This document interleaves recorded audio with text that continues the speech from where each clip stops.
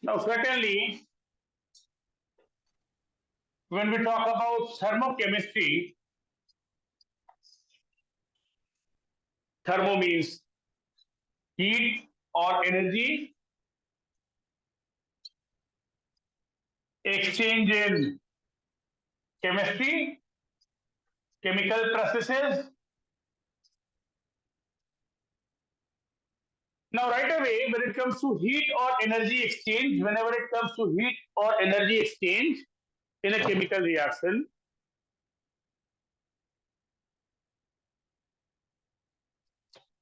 the two basic terms known to all of you is a process is say exothermic or endothermic.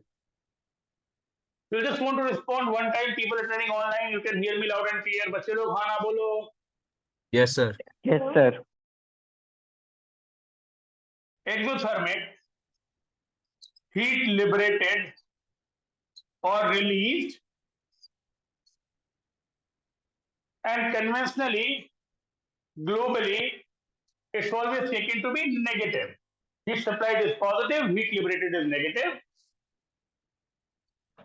In an endothermic process, where heat is absorbed,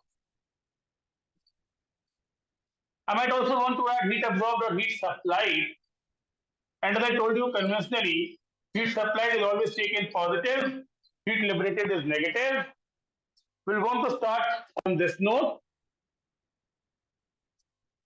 At some point of time, I might draw the energy plots and all. But there is no confusion here. Every time heat absorbed is taken to be positive, heat liberated or heat released is taken as negative.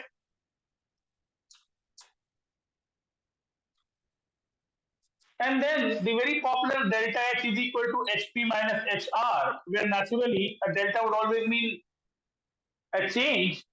Final minus initial would be product minus reactant. And every time it's the heat exchange, heat of a reaction, you end up calling it enthalpy of reaction. Now, where does this term enthalpy come from? And why are we so particular about this term enthalpy, particularly in chemistry? Now, very quickly, to have a clinical understanding of why heat of a chemical process would become the enthalpy of that chemical process, we would want to take a very simple example where, because most of the thermodynamic cycles which are taught at this level would be involving gaseous systems, let's believe there are two systems, one with rigid walls, rigid boundary. I might have done something like this in the past under the heading two specific heats of a gas. Gases will have two specific heats. You know about Cp and Cv. So I will give you a very simple example to explain the same. You have n moles of a gas with rigid walls, rigid boundaries. A state of constant volume, because there will be no expansion and delta V will be equal to 0. Again, going by the very popular thermodynamic equation, where heat supplied would increase internal energy and would do some work. So when I write delta Q as delta H plus P delta V, now because here delta V is 0, this delta Q, I'm so sorry, this is delta U or delta E. So many times it's delta U given in most of the textbooks. Are you comfortable with delta U or delta E? Delta U, which is the internal energy change. And when I say delta QV, which is heat exchange at constant volume, naturally this will be delta U only. Because naturally P delta V is 0 because there is no change in volume. Heat exchange at constant volume, heat exchange at constant volume is called internal energy change. And suppose again I take a system which I define as a constant pressure system. Constant pressure system. Now by constant pressure, I mean at any point of time, it will have the same constant pressure. Constant pressure होने के लिए it's very important that the boundary or the wall or the material of the boundary is completely freely expandable. You call it a freely expandable system. You call it a freely expandable system. Such that to keep the volume constant, to keep the pressure constant, it can expand or compress freely. And naturally, when you supply heat here, which I'm going to call as delta QP, to maintain pressure, it's going to expand. There's going to be some delta V. And here I'll say delta QP would be equal to delta U plus P delta V. This P delta V is generally a physical manifestation of the work done. In terms of chemistry, P delta V is at times substituted by delta nRT, because if the number of moles of gases increase, that would again be a type of work done. P delta V could be substituted as delta nRT. I told you this is generally taken in physical changes, and this is going to be more often in chemical changes. And right away, because delta U is a state function,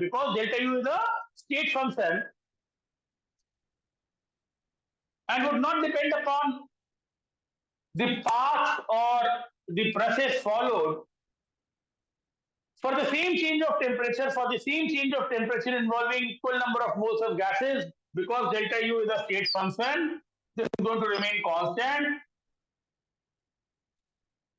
It's very obvious to believe that delta QP would be more than delta QB. Delta QP would be more than delta QB. And if I divide both of them by number of moles and say change in temperature,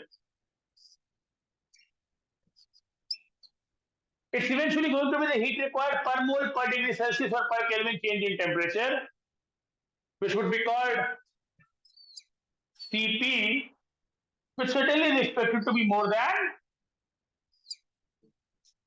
amount of heat required per mole per degree Celsius change in temperature for a given amount of gas. And from day one,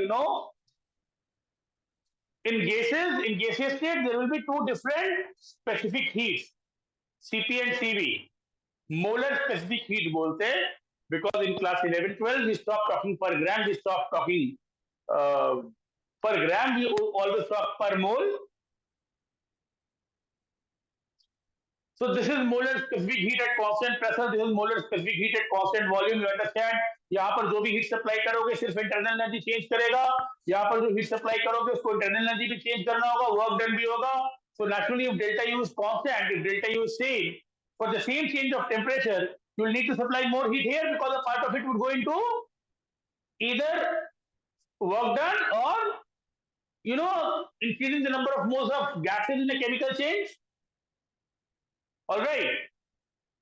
And if I divide the heat exchange by number of moles or by the change in temperature and by the change in temperature, this is the amount of heat required by 1 mole of a substance for 1 Kelvin change in temperature at constant pressure, and this is the amount of heat required by 1 mole of a gas for 1 Kelvin or 1 degree Celsius change of temperature at constant volume. Simple to believe, Cp is going to be more than Cv. I'll not go into the degree of freedom, and I'll not go into the calculation of Cp, Cv. We can do that at some other opportunity, or you already end up doing it in great details in physics at this level.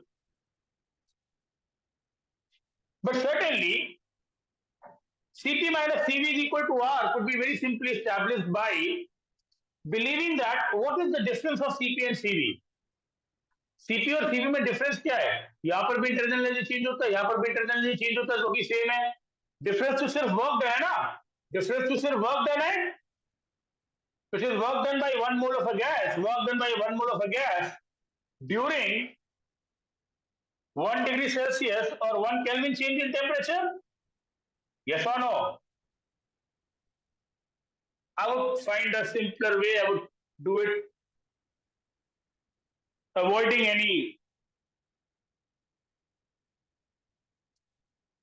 calculus. I'll keep it simple. I simply believe for 1 mole of a gas at a temperature T, if I wrote PV is equal to nRT और nRT की जगह 1 मोल है तो RT लिखेंगे, और अगर ये PV की जगह PV प्लस डेल्टा V हो गया कब? जब ये T से T प्लस 1 हो गया. I'll take it equation 1, I'll take it equation 2, and this will give me P delta V, which is the work done during 1 degree Celsius or 1 Kelvin change in temperature. ऐसा ठीक है.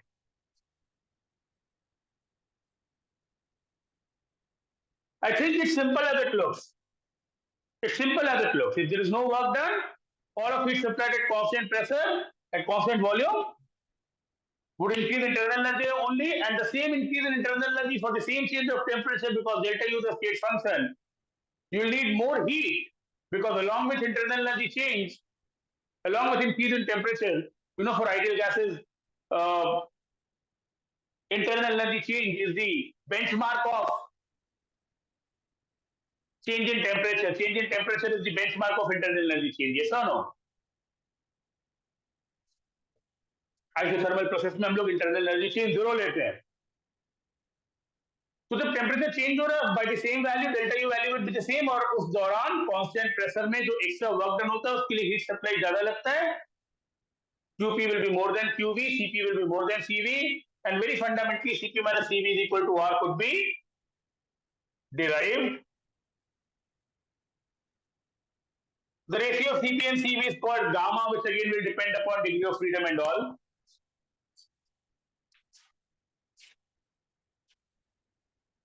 And all of this is with a view, is with a view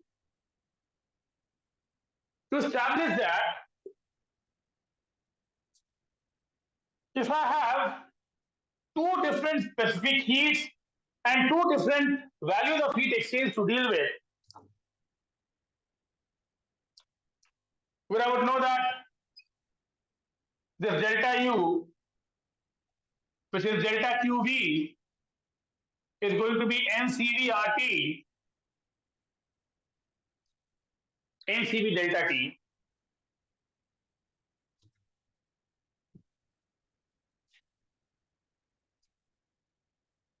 And this delta QP, इसके लिए तो मेरे पास कोई नाम नहीं है ना, इसको नाम देते हैं इंथैल्पी. और please hear me out, because a change in heat content at constant volume is the change in internal energy. Because a change in heat content at constant volume is the internal energy change. Yes or no? Because a change in heat content, when I say change in heat content, it's heat absorbed or heat released if the temperature is increasing or decreasing. Because a change in heat content at constant volume is internal energy change. So many times you will find the definition of internal energy as, the energy content of the system, at constant volume. इसका कोई मतलब नहीं होता है. There is no benchmark. एक तो तुम लोग इंटरनल एनर्जी का जो पहला डेफिनेशन पढ़ते हो इक्वली वियर्ड होता है. Internal energy is supposed to be the total of all possible energies possessed by all molecules of the system. It's the sum of the translational, kinetic, magnetic, electric field होने से, जो भी होने से, basically it's the total energy band, sum of all energies possessed by the gaseous molecules. Internal energy cannot be calculated. A change in internal energy can be calculated. You through with these things. मेरे को मतलब भी नहीं है मेरे को change से ही मतलब है.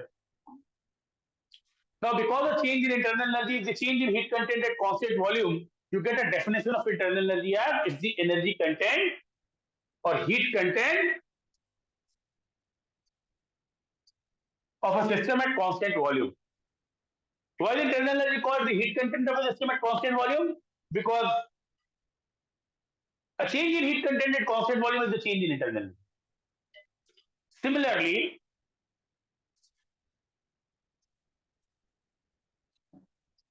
chemistry में ना will do maximum readings under open air. Chemistry में most of the readings are taken under open air, which is 1 atmosphere. So because in temperature, most of the readings and experiments will be done in open air at 1 atmosphere, it's going to be a case of constant pressure. All right. So in chemistry, we'll be dealing with a heat exchange at constant pressure. We'll be dealing with heat exchange at constant pressure. And because the heat exchange at constant pressure, a change in heat content at constant pressure is the change in enthalpy. You start defining enthalpy as the heat content of a system at constant pressure. So these are two popular definitions of internal energy and enthalpy which you will come across. And then stuff like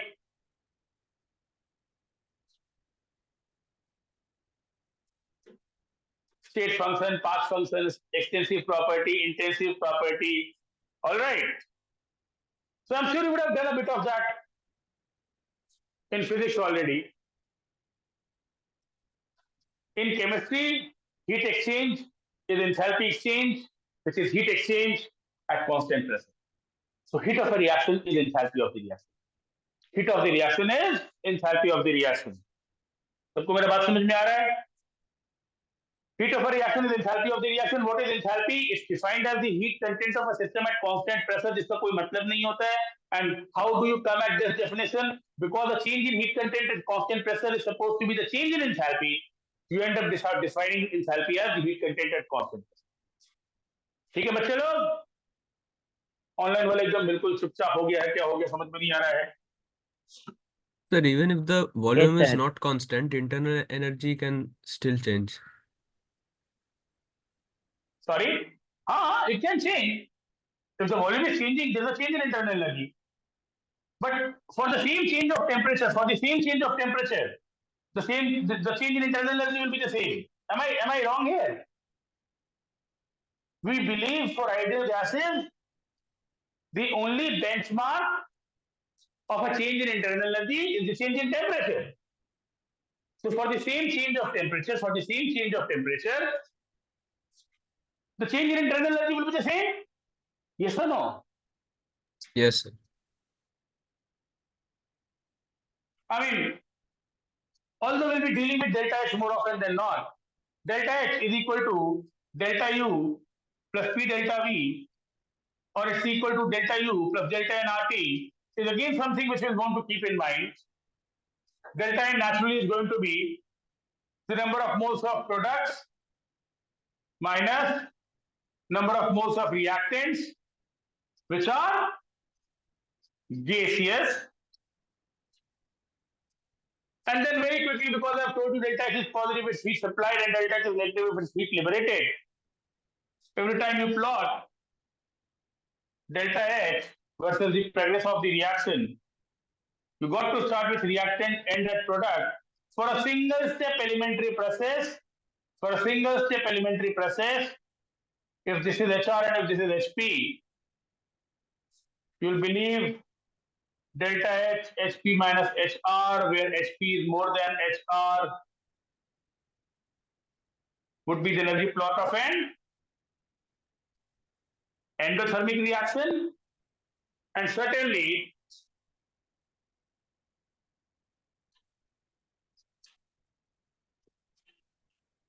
HR above, HP below, इसको energy profile बोलते हैं. And here delta H is equal to HP minus HR, which is negative because Sp is less than Hr would be the energy profile or the graph of an exothermic reaction. So with these elementaries, we'll start talking about heat exchange in chemical changes, and the heat exchange in chemical changes would be enthalpy changes. तो चलो खाना बोलो. हाँ sir.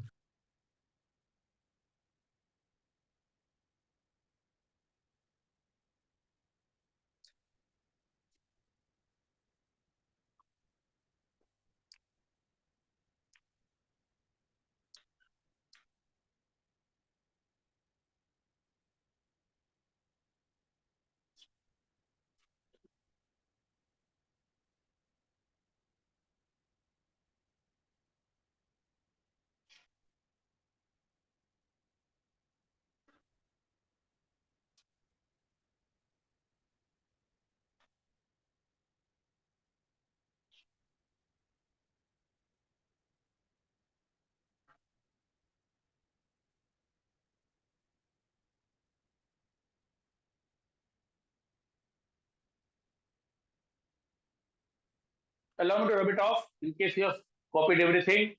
We'll want to move on. In case you have copied everything, we'll want to move on. Can I rub it off? Yes sir. I can see few people copying. We'll want to do it quickly.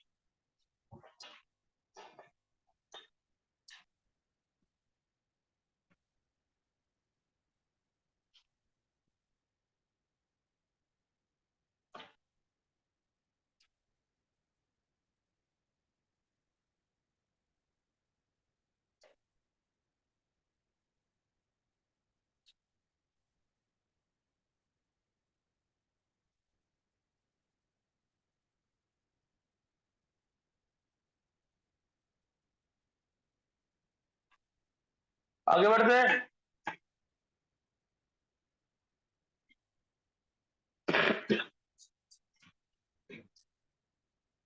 rub it off. अब लिखना तो चालू कर दिया Hp minus Hr, Hp minus Hr. पर जब एक chemical reaction आएगा तो हीट कंटेंट लेंगे क्या?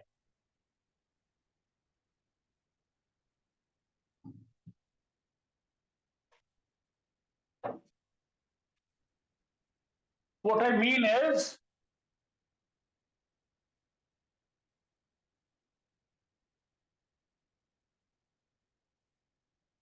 we have been going by this equation since long, but every time I give you an equation like benzene plus 15 by 2 O2 becomes 6 CO2 plus 3 H2O, C6H6, X plus Y by 4 is 6 plus 6 by 4 which is 7.5. I seem to have written it all right. It's balanced. Combustion है तो naturally exothermic होगा, combustion है naturally exothermic होगा, पर इसका delta जो हम लोग लिखेंगे Hp minus Hr. So what would I write as the heat content of carbon dioxide? What would I write as the heat content of water? What would I write as negative of heat content of benzene? What would I write as heat content of oxygen? If there is Hp minus Hr, I know a reaction product minus reactant. What will I write as the heat of carbon dioxide? Come on, tell me quickly, you might know it.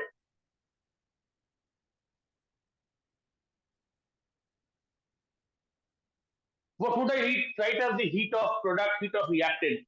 What would be the heat content or enthalpy of different molecules? What's the Their element? heats of formation. Their heats of formation. There you go, certainly.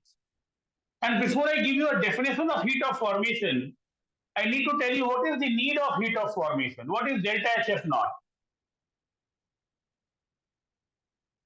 I need to have a benchmark, ना? Will believe कि दुनिया में सारा element जो बना है उसमें कोई एनर्जी एक्सचेंज नहीं हुआ है. It's a gift from the almighty. So all the elements in their natural stable form have come from nature, and heat of formation, which is supposed to be the heat exchange when 1 mole of this substance is formed from its constituent elements in their natural stable form, and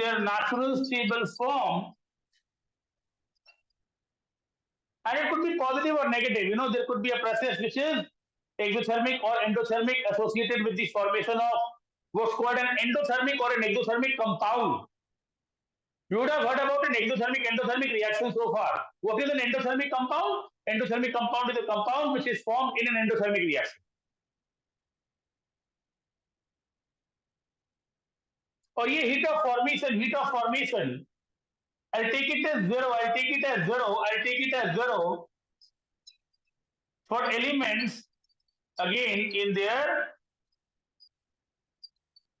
natural stable form. We'll have to identify the most stable form. Somewhere we have to draw a line.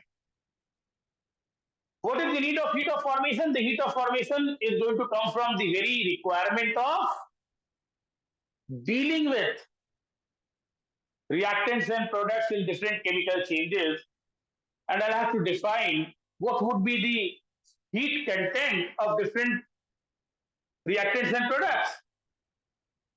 So I define कि किसी भी compound का heat content वही heat होगा जितना heat absorb होगा या liberate होगा, वो जब एलिमेंट बनेगा from its elements in their natural stable form. तो कार्बन डाइऑक्साइड के लिए if I have to look for del HF naught, and if I give you an equation like C plus O2 becoming carbon dioxide and C plus O2 becoming carbon dioxide, where this is C diamond and this is C graphite, and carbon monoxide plus half oxygen becoming carbon dioxide, or any of these is a made up weird option, because if the processes are different, the heat values will be different. You getting me?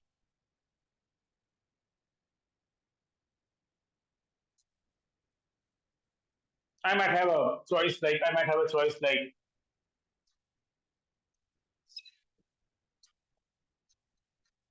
any hydrocarbon is burnt, CXHY plus X plus Y by 4O2 becoming XCO2 plus Y by 2 H2O. In the process, I also want to tell you the Balanced equation of burning of a hydrocarbon, which I generally tell you in eudometry. So between A, B, C, D, which would you think is the heat of formation of carbon dioxide? Sir, option B. Yes, please. Sir, option B.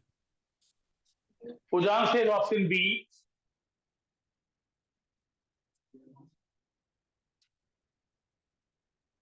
It can't be COD, because in COD you don't start with the reactant in their elemental form. Yes or no? And between A and B you got to know which is more stable between diamond and graphite. Diamond. The diamond seems to be more stable, hard. But trust me, thermodynamically, the most stable form of carbon is graphite. So B and the heat exchange in process B would qualify as the heat of formation of carbon dioxide. Why do you want to start from the constituent elements in their natural stable form? Because अगर ये delta H हम लोग कुछ लेना चाहते हैं as heat of formation of carbon dioxide, तो ये मैं heat content of carbon dioxide ले पाऊंगा तभी अगर मैं HR जीरो रखूंगा. अगर यहाँ पे ये जीरो रहेगा तभी तो this and this would be the same. So it's important that I need to start with the elements in their natural stable form so that the heat evolved or heat absorbed would become or qualify the heat of formation of that particular compound. Yes or no? I have a way of finding heat of formation of carbon dioxide now. More than the definition, you understand the need of heat of formation, because we'll not be making any headway in thermochemistry until and unless we decide the heat content of different chemicals. And how do I define the heat content or the enthalpy of different elements, different compounds, different chemicals? It's about the heat exchange when the corresponding stuff was formed from its elements in their natural stable form. Can I remove this clutter?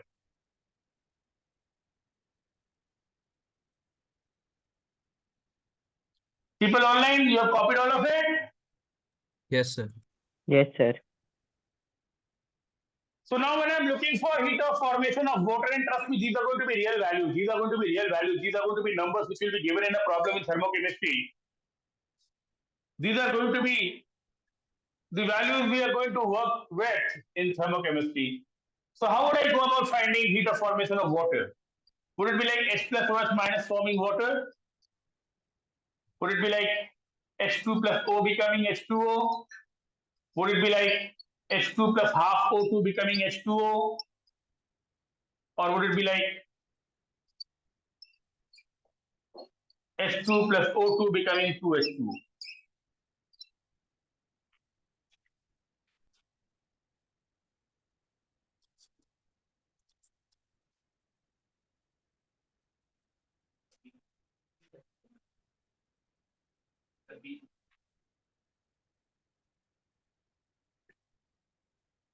Is this the natural stable form of oxygen? No. The natural stable form of oxygen is O2. So it will be C. Yes or no? Naturally, C and D would be multiples. You could see delta HD, delta HD is 2 times delta HC, because these would be like simple algebraic calculations. Because these would be like simple algebraic calculations. You multiply everything with 2 and the value will become 2. 2 times x40 would be 2x is 80 and so and so. You reverse it, the value will be negative. A process endothermic forward will be endothermic backward with the same magnitude. But we'll go with C and not with D because we want 1 mole to be formed. We want 1 mole to be formed. Similarly, for heat of formation of benzene, I would want to go with a process like 6 carbon plus 3 hydrogen becoming C6H6, which is benzene in its stable liquid form, and carbon in its allotropic form, which is graphite. Naturally, heat of formation of oxygen का जरूरत नहीं पड़ेगा because I know this would be 0. So now I have a standard way to approach thermochemistry, where instead of the straightforward delta H is Hp minus Hr, I would know what would be the value of Hp and Hr for different products and reactants. Last but not the least, I need to multiply with the stoichiometric coefficients because this is per mole. This is per mole. So this will be 6 times delta HF naught carbon dioxide. This will be 3 times delta HF naught water minus heat of formation of benzene. Naturally, heat of formation of oxygen would be 0. And everything which I have told you would look crystal clear because I've kept it very, very simple. I'll need to multiply with the stoichiometric coefficient because the value which we have derived is per mole.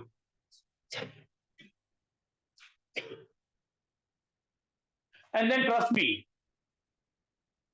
the pages that you find in your textbooks filled with heat of a neutralization or heat of a combustion or heat of hydrogenation or heat of sublimation, heat of evaporation, heat of crystallization, heat of process X, Y, or Z would eventually be the amount of heat exchange at constant pressure, which is the enthalpy exchange, enthalpy change, when the chemical change is happening. I'll do a few things for you out here. I'll give you 2 or 3 definitions, and then we'll directly go into problem solving. I just want to give you some basic approaches, and then 50 real exam questions. I think you're happy with this. So the values which are heat of formation are imperative because these are the numbers you're going to play with in different chemical equations. And why is it going to be a particular format or a particular equation which will be selected is again understood, I believe.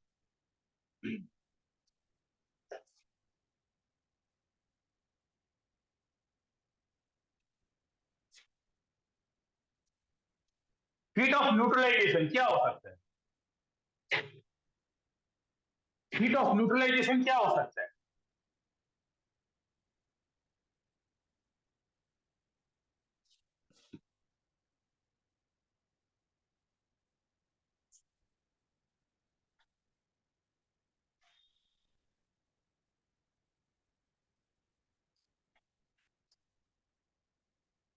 Naturally, it will be heat exchange, although I know it's exothermic.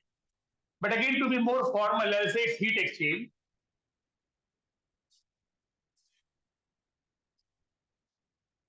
When 1 mole of H plus and 1 mole of OH minus react to form 1 mole of water. In one way, salt is the byproduct of neutralization. Because all you want to carry out in neutralization is the chemical fight between H plus and OH minus. And an interesting fact would be that this delta H neutralization would be a constant value, minus 13.7 kilocalorie per mole, minus 13.7 kilocalorie per mole for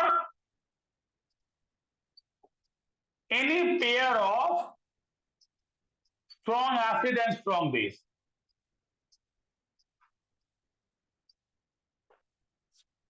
So it could be HCl plus NaOH, it could be HCl plus NaOH forming NaCl plus water, or HNO3 plus KOH forming KNO3 plus water. And in both the cases, the heat of neutralization would be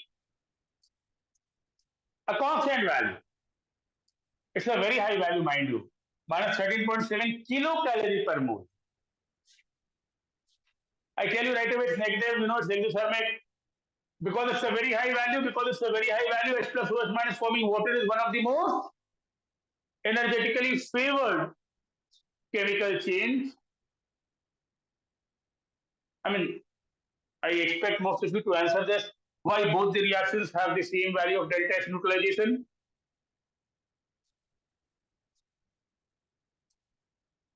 Why for a given pair of acid or base which is strong, the value remains constant?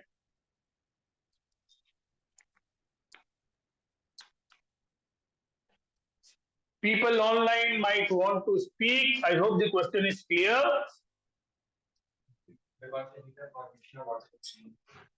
Heat of formation of water is not the heat of neutralization. We just concluded that. It was not H plus OH minus forming water. You might be close to the right answer, but maybe the choice of words is not right.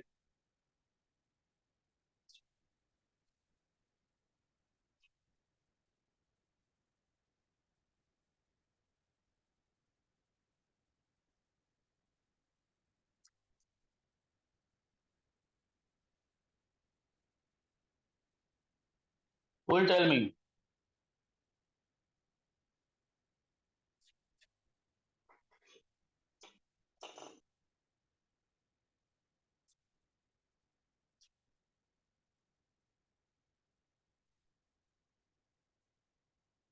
The question is there in the statement itself. So water does not exist, HCl does not exist as HCl. पानी में HCl थोड़ी होता है। ये सब मैं कितना बार पहले करवा दिया हूँ तुम लोग का ना, जो आदत है हमेशा मेरे से ही जवाब सुनने का और चुपचाप बैठे रहने का, you want to rise above it. ऐसे काटते नहीं हम लोग, बंदर लोग, हाँ ना बोलो। हाँ सर।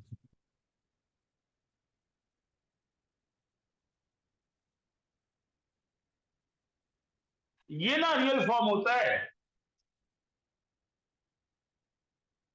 ऐसे काटते इसका मतलब क्या होता है, जैसे ऐसे कैंसिल करते हैं on both sides of the equation, इसका मतलब क्या होता है, what does it mean?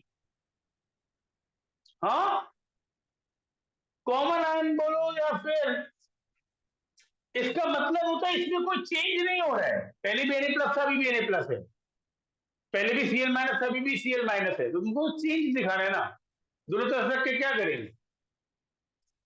And for any pair of strong acid strong base, it would eventually be H plus OH minus forming water. So this is the mother equation. This is the mother equation. This इसका minus 13.7 kilocalorie पर mole होता है।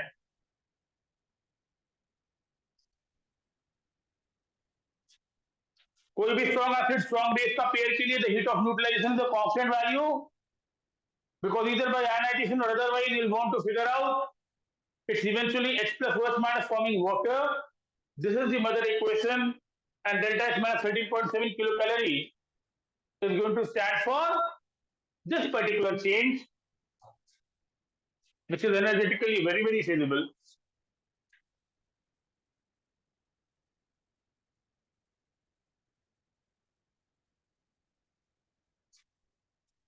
If either the acid or the base or both are weak, दोनों में से कोई weak है, then delta H neutralization, I write mod because I believe in the magnitude only.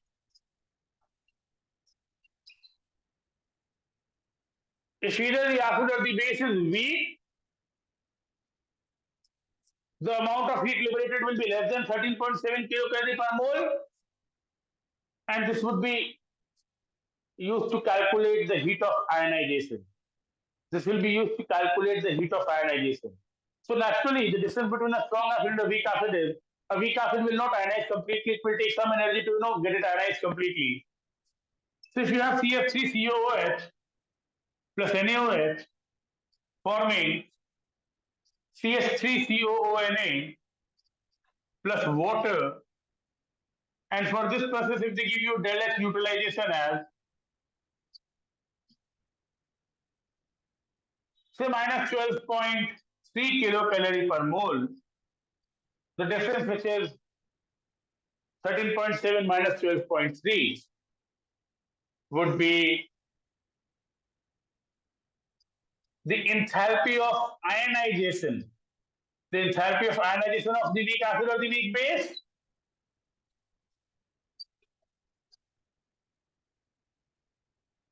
तो चलो हाँ ना बोलो।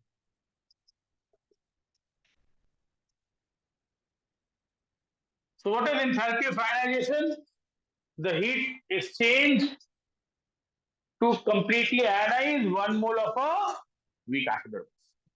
तो जितना एनर्जी लगता है उसको पूरा आयनाइज करने में, उतना कम एनर्जी निकलेगा। All of this is nothing but conservation of energy.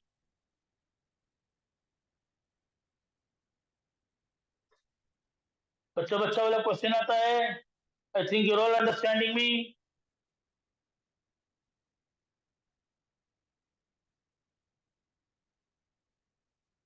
Will want to move on.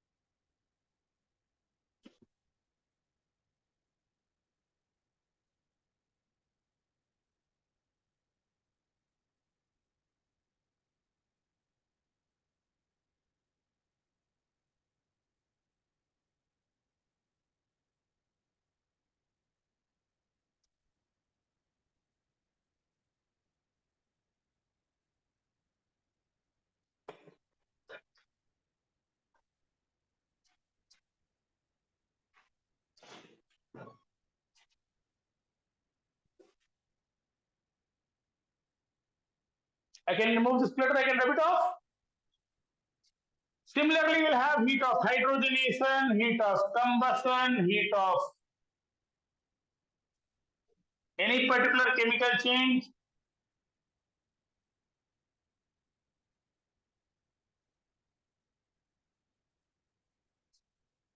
Heat of combustion naturally would be heat of combustion naturally would be always negative exothermic, and I would define it as the heat exchange. I know it's going to be negative, but more formally I prefer writing heat exchange when 1 mole of substance is completely burned,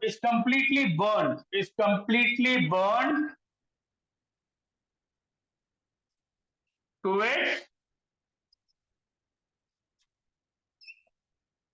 maximum oxidation state. So if you ask about heat of combustion of carbon, graphite,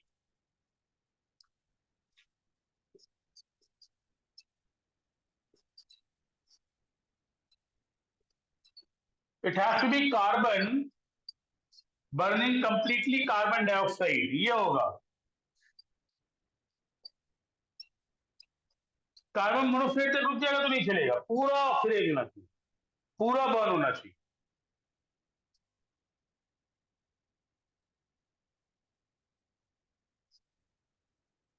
Heat of a reaction or combust, or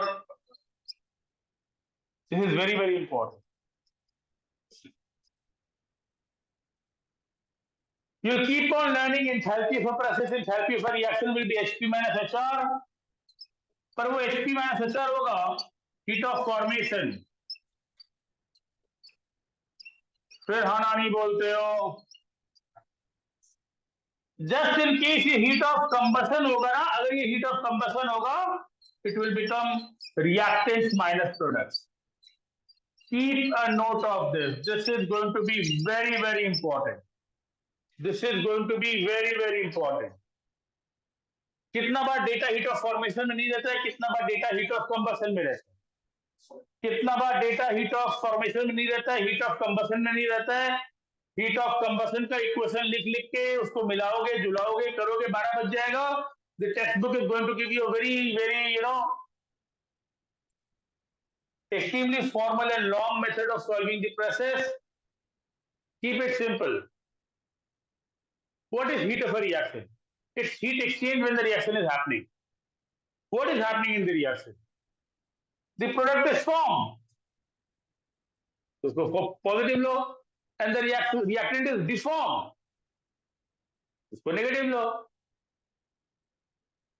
और जब reactant खत्म हो रहा है तो उसका heat of combustion positive लो, और जब product बन रहा है तो उसका heat of combustion negative low. Yes or no? Yes or no? Purely in terms of bond energy, you could also write delta H as bond energy of products minus bond energy of reactants, because again bond energy does not come with a negative or a positive sign. Bond energy does not come with a negative or a positive sign. What is bond energy? Bond energy is the energy released when a bond is formed, and the energy required to break that bond. Yes or no? तो एक reaction में किसका bond बनता है?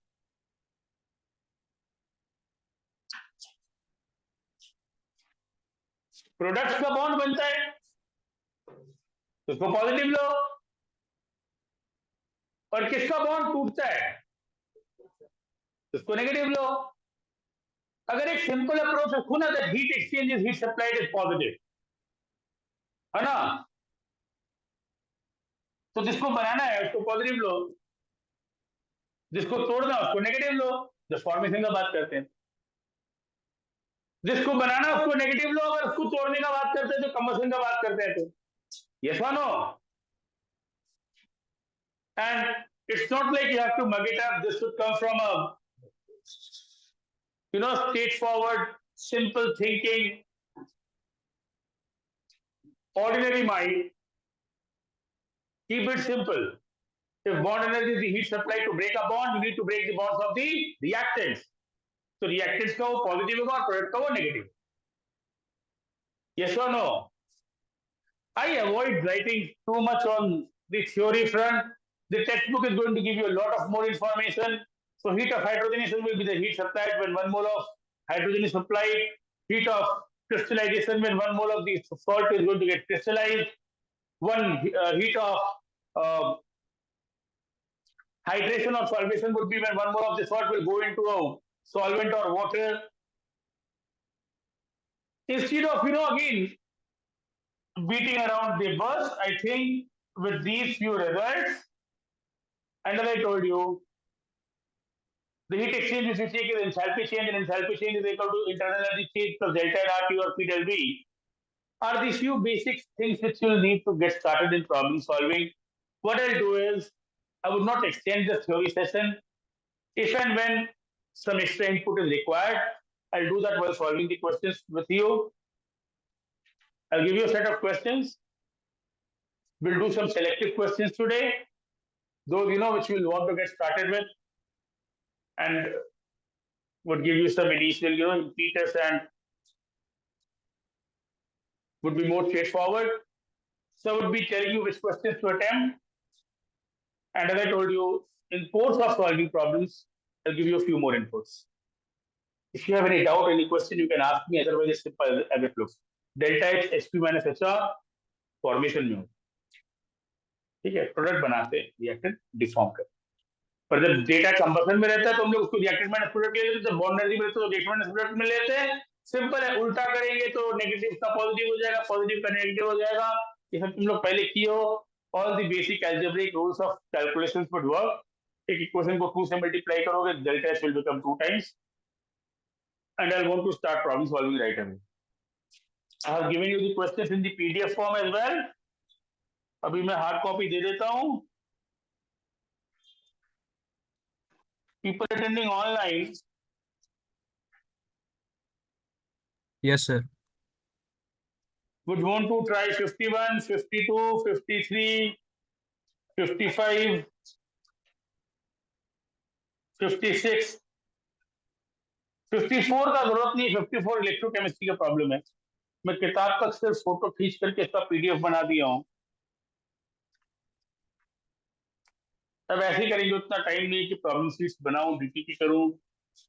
ठीक है, question बनाओ. Real exam question है, including the ones which came in mains April 13, 2023.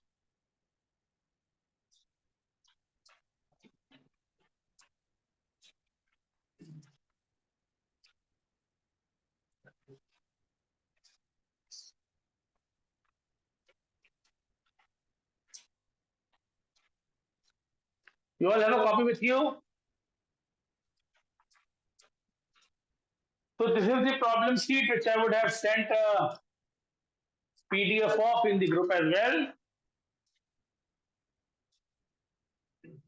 Get started with the first page, except 54, which is a question from electrochemistry. We'll want to resume recording in next 15 minutes.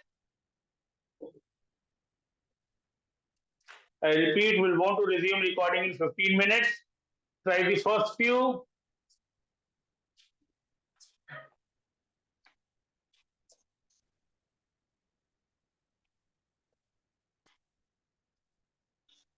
Try question 51, 52, 53, 55, 56. I hope I'm clear to people attending online. We'll resume in 15 minutes. Give it a good try. Yes, sir.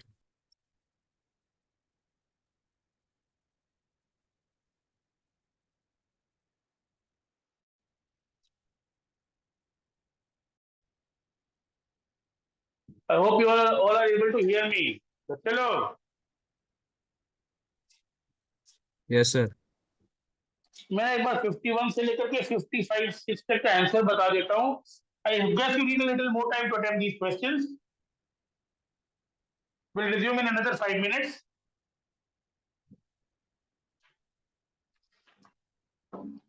$51 का answer आ रहा है मेरा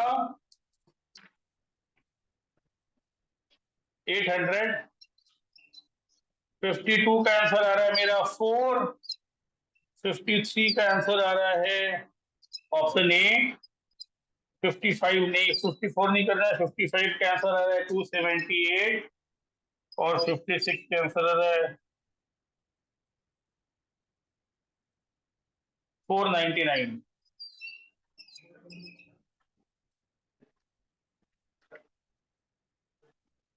Bomb calorimeter gives you the value of delta U. Bomb calorimeter gives you the value of delta U. So we'll want to see 57, 58 after that. एक काम करना ना 56 के बाद ना let's believe in solving some simpler questions to begin with. So 56 के बाद में we'll want to see 59 and 60. They think are going to be simpler. Then 62. Then 63. ठीक है? All right. मेरे को लगता है इसमें कैलकुलेशन में उतना टाइम नहीं लगेगा. मैं 59 का ये सब का भी आंसर बता दे रहा हूं. I hope the printed answer is right. 59 is 173. 60 is 925. 173 925.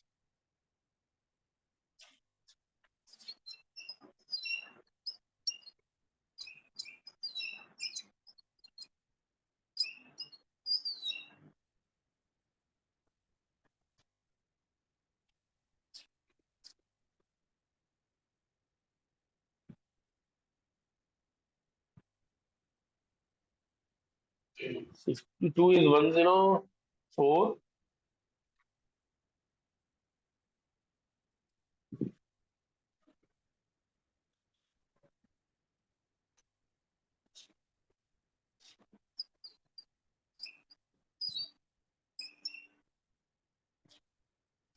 So I'll give you another 10 minutes. जितना होता है सॉल्व करो, रहता है सॉल्व कीजिए. All right. इनिशियली थोड़ा टाइम लग सकता है, to get a habit of solving questions, but it's going to be pretty much within reach.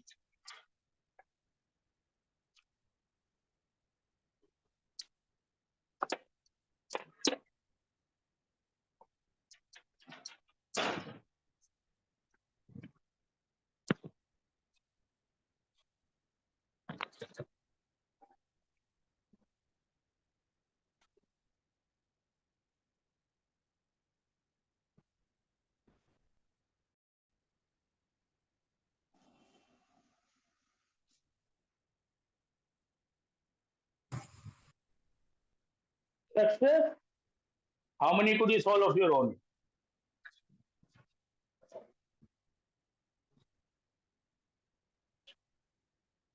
बच्चे लोग, can you all hear me loud and clear? Please respond with a yes or no. Yes, sir. Yes, sir.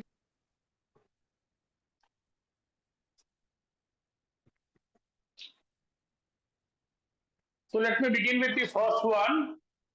I told you I can definitely tell you that this question which came last year is a problem which came way back in IIT 10, 12 years back as well. And this is where you have a certain type of reactions which are repeated in JEE mains. Let me tell you the simplest approach to solving problems. So many times it would be less formal, less methodical, and a little innovative. A2 plus B2 becoming 2AB, and they tell you that the heat of formation is minus 200 kilojoule per mole. They also tell you that bond enthalpies or bond energies of A2 versus B2 versus AB are in the order 1 is to 0.5 is to 1. Now, before everything, if the heat of formation is minus 200, if the heat of formation is minus 200, for this particular change, I can take del H reaction as minus 400 because 2 moles of AB is formed. Heat of formation must be per mole. So 2 mole के लिए I take it as minus 400, which would certainly be bond energy, which is in terms of reactants minus products. Sum X plus X by 2 minus, and you'll have 2 bonds to be broken here. 2x. So this basic approach would help you. Minus 400 if equated against the minus x by 2 would certainly give you x is equal to 800, which is the right answer to this question. Please tell me if there is any doubt, else we'll want to move on. बच्चे लोग हाँ ना बोलो. Ideally, you will want to approach this problem in this way, where I repeat, you will want to take the heat or enthalpy of the reaction as 2 times heat of formation because you find 2 moles of EBB form. Fair enough?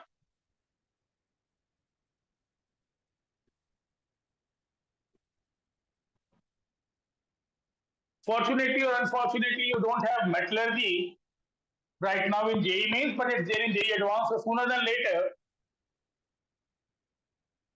we'll want to explore metallurgy, which certainly has to be the very scientific method of extracting different metals. Metallurgy is going to account for many questions in the real exam,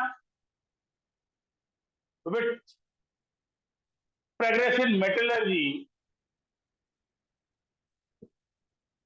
Any civilization makes progress, and you would get to know that the various methods adapted to extract different metals from Mother Earth would be very scientific and involve some thermodynamics. There is going to be an aspect of metallurgy which is very beautifully studied as Ellingham diagram. I don't know if you have seen that in NCERT or not. It's no longer in the CBSE scheme of things, I believe. But sooner than later, I would tell you that the choice of reducing agent, the most common reduction, is carbon reduction. Blast furnace and all, carbon reduction, coal is taken as the principal reducing agent. Then there is an aluminothermite reduction process. You would have heard a bit of it in the past.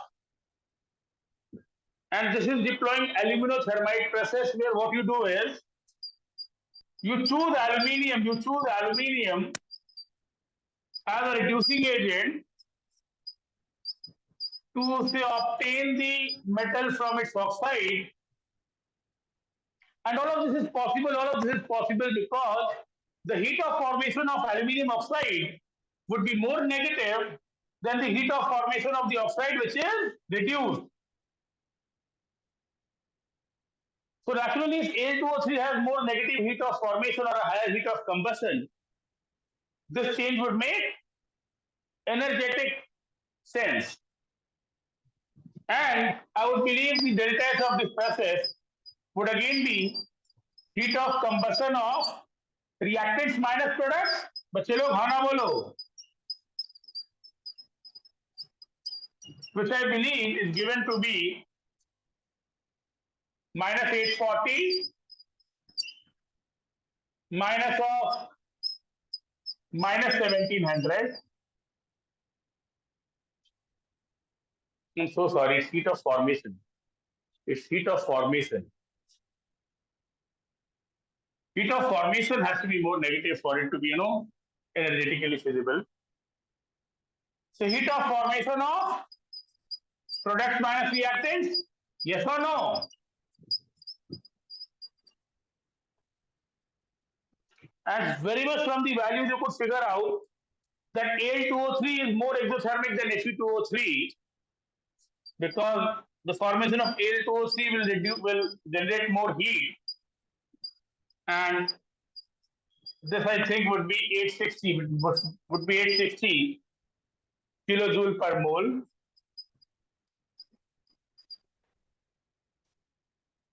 the molar masses are given, you have to heat evolved per gram.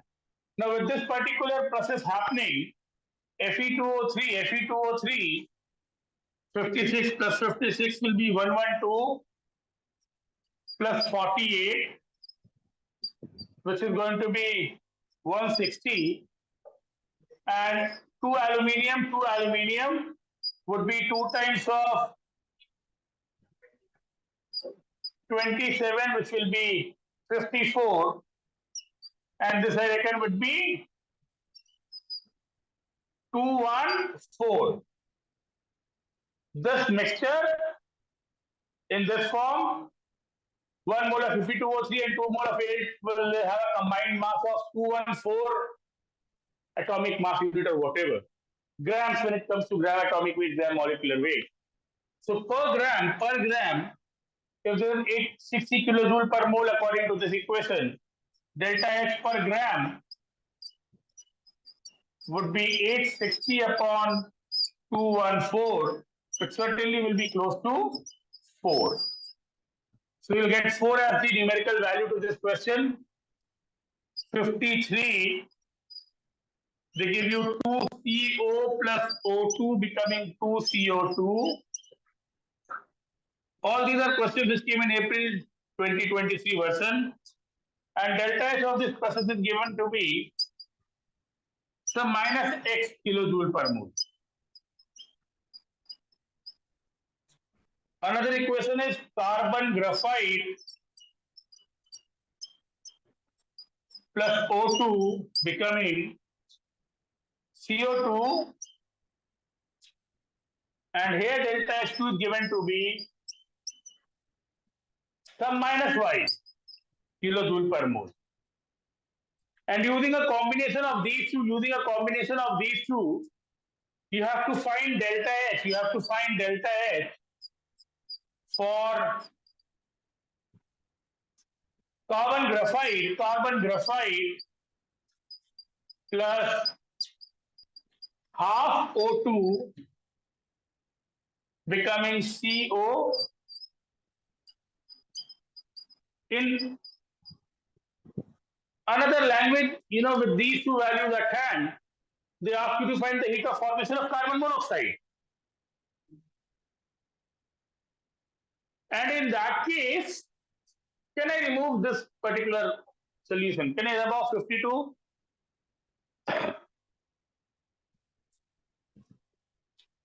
If I have to take this as equation 1, equation 2, and finally arrive at equation 3, if I call it equation 1, and if I call it equation 2, and if I call it equation 3, I mean the textbook would do it in a more methodical, formal way. But as I've been telling you, बच्चे लोग, मेरे को लगता है कि इसको complete करने के लिए मेरे को ये रिएक्शन आगे लेना होगा, ये रिएक्शन पीछे लेना होगा. I'll have to take the second reaction forward and first reaction backward. And again, from the standpoint of equating or removing carbon dioxide from both sides, I'll need to multiply the second equation with 2. So if I do it like 2 times of equation 2 minus equation 1, I'll be getting 2 times of equation 3.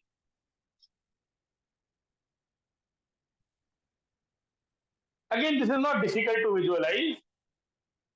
You'll have 2 carbon plus 2 O2 forming 2 CO2. Minus 2 CO2 would mean carbon dioxide will cancel out.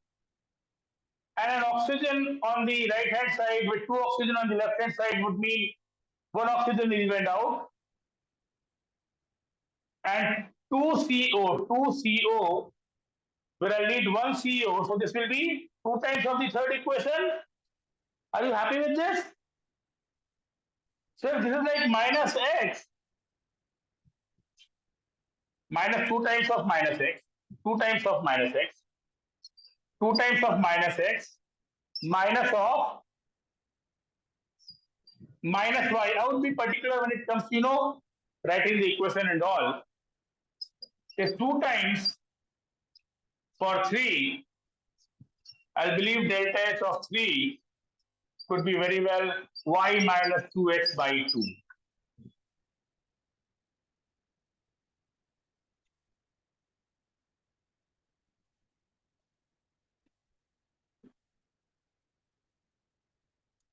So for 2 I need to take y here, and for 1 I need to take x here. It's x minus 2y by 2.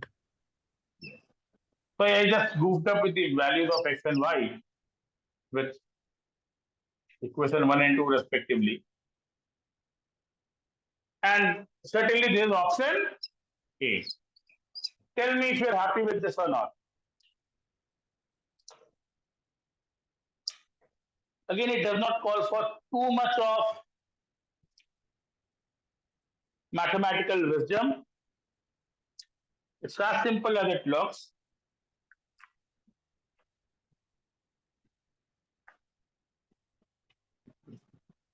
I can address your doubt if any. But again, to prove something as straightforward as multiplying equation 2 with 2 and taking it forward and taking the first one backward. जब backward लेते हो तो naturally इसको मैं minus कर देता हूं, है ना? बच्चे लोग हाँ ना बोलो.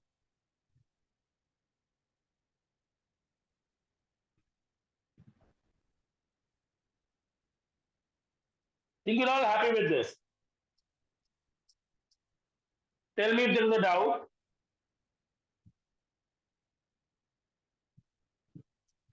So basically, when I look at the third equation, the first thought I have is I need to take equation 2 forward and I need to take equation 1 backwards. Yes or no? So that I have graphite on the reactant side and carbon monoxide on the product side. And naturally, to balance carbon dioxide, I'll need to multiply this with 2. I'll see this moving forward and this moving backward. Carbon dioxide will cancel out. And again, this moving forward with 2 O2 and this moving backward with 1 O2, it will be like 1 O2 with 2 carbon, which is 2 times of what's required, which is half O2 and 1 carbon, producing 2 CO, which is again twice of what is required, which is 1 CO. So naturally, 2 times minus y minus of minus x would be 2 times of the required value. Yes or no? बच्चे लोग हाँ ना बोलो. People online would also want sir. to respond, and I think this is the simplest way to approach such questions. We'll want to move on to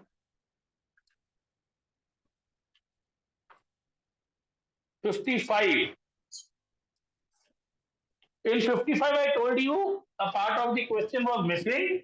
You had to calculate the heat of formation of ethanol. And to calculate the heat of ethanol, I might well want to draft an equation like, if I have to form C2H6O, I might need 2 carbon and 3 hydrogen and half oxygen. And the delta H of this process would be the heat of formation of C2H6O. The delta H of the reaction would be the del HF not C2H5OH. And because the data is in heat of combustion, it will be reactant minus products. So I would take it 2 times del H combustion of carbon plus 3 times del H combustion of hydrogen. Yes or no? You can't burn oxygen because burning is a reaction with oxygen. Minus heat of combustion of C2H6O. You just want to keep it simple.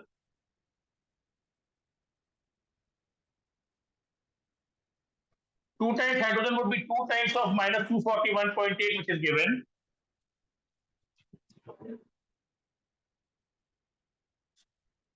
Okay, this is for hydrogen. So for 2 times of carbon, it would be 2 times of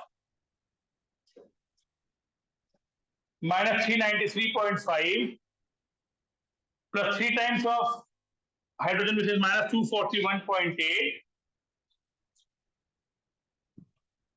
minus negative of 1234.7. ये 277.7 आ रहा है, I believe. So it's Yes, going to sir. be minus 277.7, which we'll want to write as the closest integer. 278 would be the right answer to this. You know, the way I solved 53, I'll want to solve 56 in an identical manner, where 56 looks a little more complicated, but again, not beyond reach. This is something which you'll have to learn as a skill. H2 plus O2 becoming OH, 2OH is a value given. H2 plus half O2, H2O is a value given. H2 becoming 2H is a value given. And half O2 becoming O is a value given. You have to find for H2O becoming H plus OH. I'm not writing the gaseous form or, the state of the matter. I'm also not writing the delta H values. Let me simply call it 1, 2, 3, 4, and 5. Now, with the objective of finding 5, right away, I'll want to have two moving back. I want to have two moving back because I want to see water as the reactant here. And H plus OH, I would maybe want 1 and 3 moving forward. Yes or no? So one step at a time. If I take 2 backwards and 1 forward, all right. If I take 2 backwards and 1 forward, and if I suppose prefer writing 2 minus 1 by 2, I write 1 by 2 because I don't need 2 OH, I need only 1 OH. All right. I would very well get H2O becoming H2 plus half O2, and minus 1 by 2 would mean I would write this in the reverse direction. I'll take this as the reactant, and I'll take just 1 mole of it because I've divided by 2, and this would be on the reactant side. This would be like half O2 plus half H2. Yes or no? No. ये तो forward ही है, ये वाला backward है, ये तो forward ही है. ये -2 + 1/2 होगा ना, इसको बैकवर्ड लेना है ना. तो इसको मैं बैकवर्ड लिया हूं, इसको फॉरवर्ड ही लेना है. So this will be plus half H2 plus half O2 becoming OH. Yes or no? So that I have 1 mole of H2O on the left and 1 mole of OH on the right. So, we'll maybe gradually do this. And at the end of this, if I find O2 cancelling out and this looking like H2O becoming half H2 plus OH, to do the needful, I'll take 3/2 forward. I'll take 3/2 forward. Yes or no? So to this, if I add 3/2 forward, so I add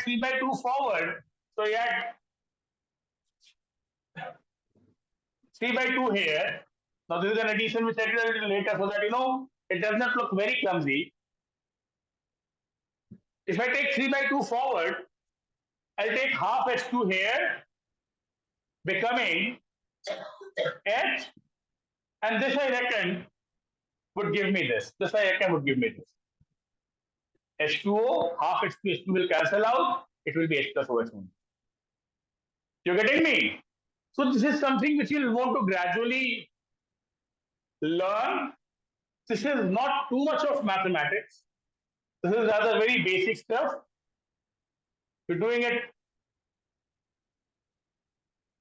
with basic algebraic rule that if x is 40 minus x is minus 40 and minus 2x is minus 80 and so and so. You getting me? And then if I feed the values,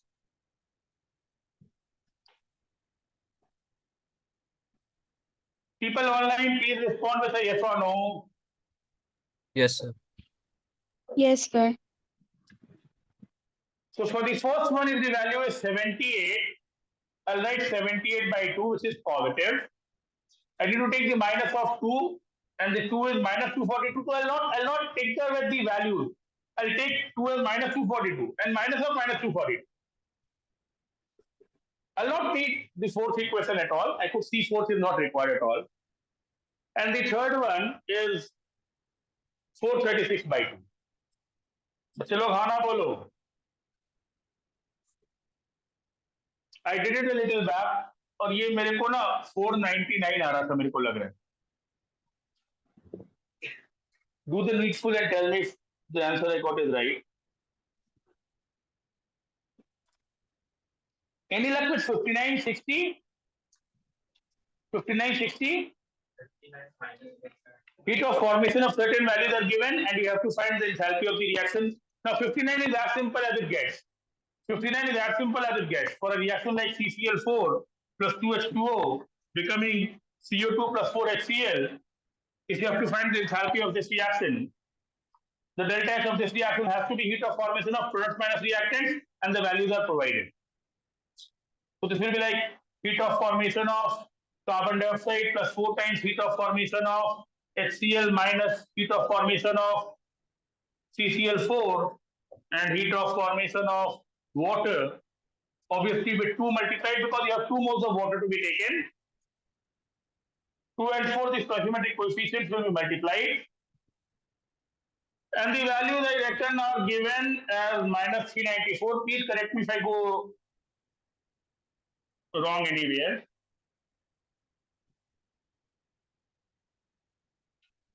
Four times HCl will be 4 times of minus 92. I think I'm doing it all right. And then 1 mole of CCl4 is minus 105. And 2 times of minus 240.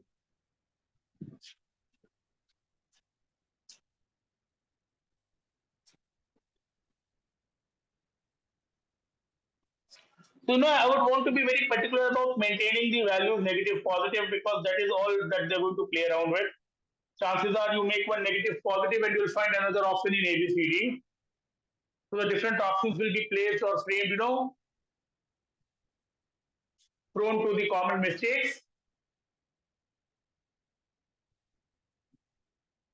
And what is it that you get eventually? Minus 173. Is this the answer I gave you? Sorry? Magnitude 173.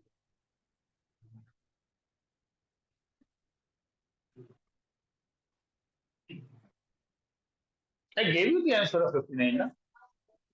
60.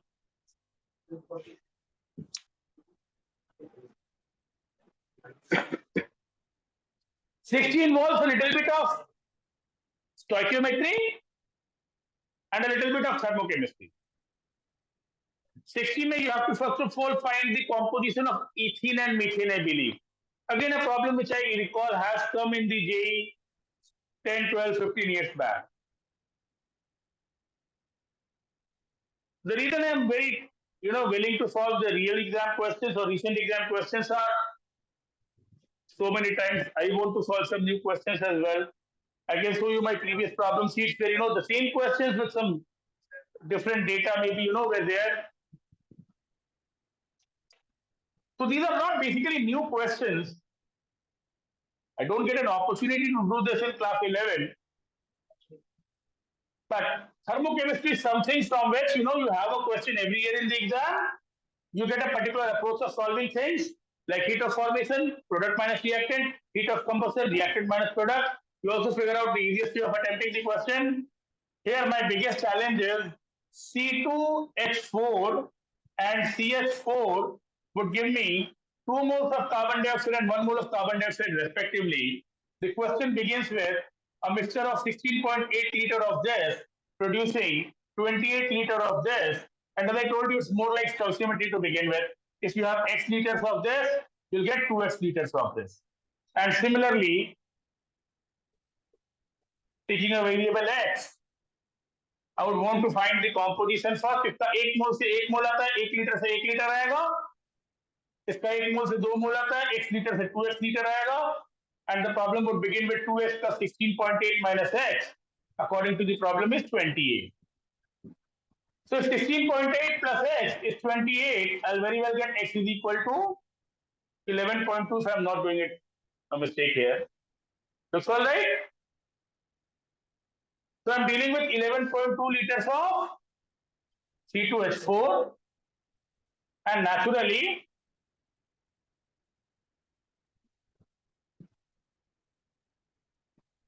.6 liters of methane.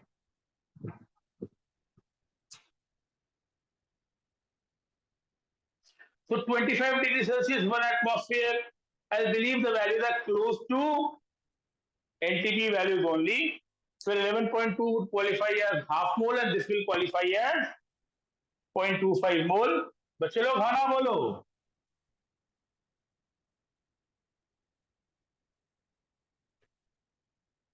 And if the corresponding heat of combustions are given, if delta H combustion of CH4 is from minus 900 and delta H combustion of C2H4 is from minus 1400, I'll believe for this mixture, 11.2 will qualify as half mole of C2H4.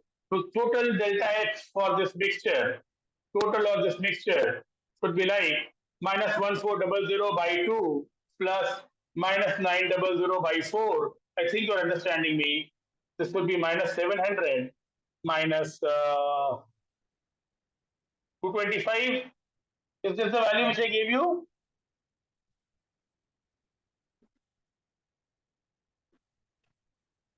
What is the value which I gave you? Thank God. Because so many times, they put V1 by T1 is equal to V2 by T2 in perspective. They want to find the molar volume at 25 degrees Celsius, which would simply make it very messy. 925 is the answer.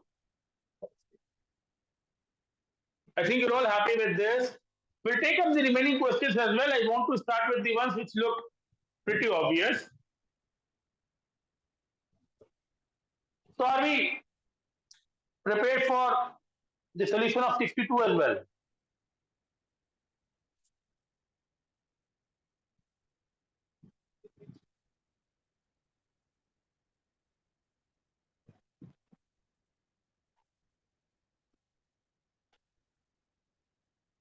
$62. Sorry? 103.7, the nearest integer will be 104 only. So here propane, graphite, hydrogen, their enthalpy of combustion is given. You have to find the enthalpy of formation of propane.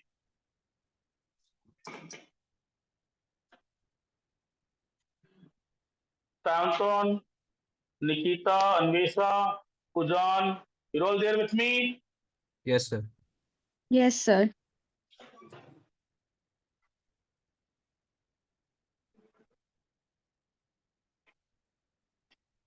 Now, because there are so many questions of numerical value problems in JEE Mains, it's back to like subjective questions, it's like subjective questions only. But had it been a subjective question, you would be having the same approach. I think you could understand the composition part here. How we find the composition of the mixture. I think that is clear to all of you. I'll not be surprised if I get more questions of this kind as we make progress.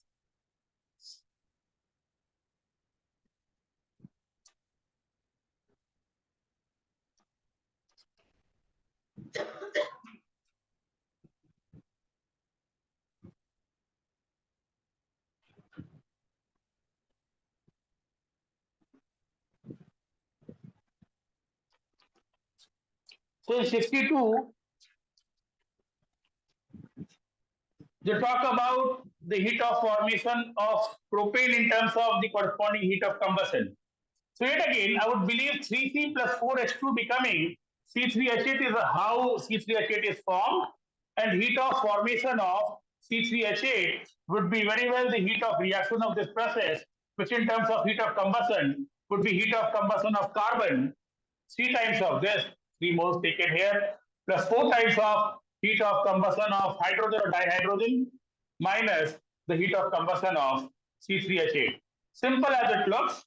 So you know the textbook is going to give you a more formal solution. वहाँ पे 3-4 equation लिख करके prove करता है the same as this one. I don't want to do that. Do you want me to do that?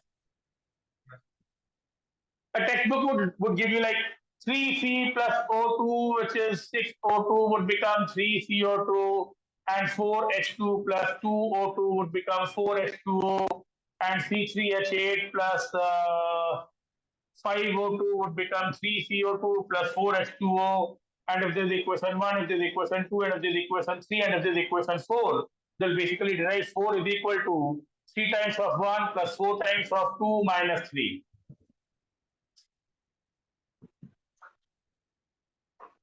So a book is going to write these many equations would prove eventually that I could do this in terms of heat at combustion as reactant minus product. See,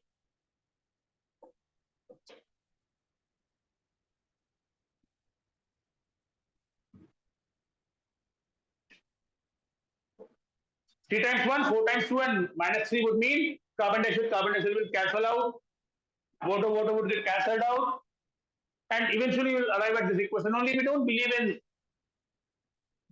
doing so much. We simply believe it's formation product minus reactant, combustion reactant minus product. And then we'll want to put the values properly. Heat of combustion of graphite is minus 393.5. Heat of combustion of hydrogen is minus 285.8. And minus of 2220. So this I guess would give me the value which is how much? Plus आ रहा है कि minus आ रहा है? 103.7 आ रहा है क्या? I think you're all understanding me. The next set of questions I want you to attempt is again from the very look of it, from the very look of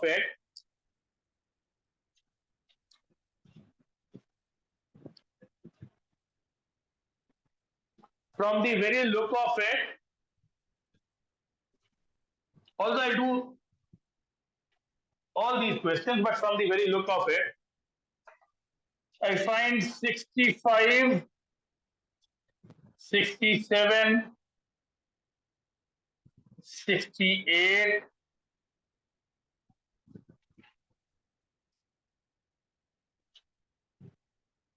72. 72 is a little interesting. I told you I'll be solving all of them, but right now, ones which are of similar types. I wonder if 78 would involve too much of calculation or not. 80, 82,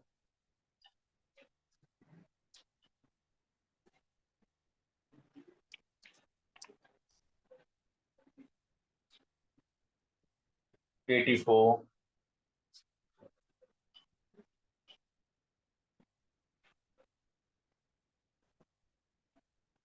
85, and a very simple question like 86.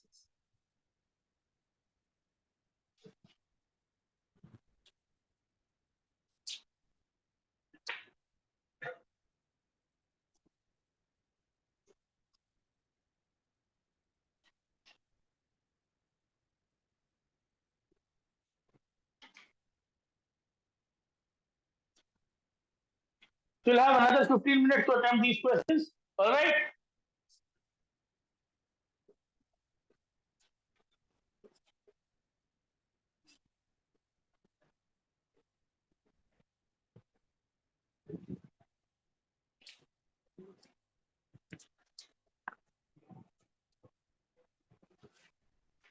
can do it at your pace. Maybe to begin with.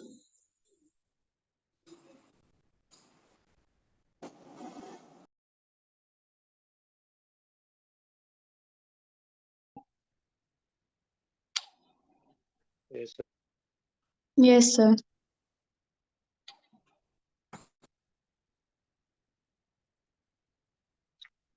All right.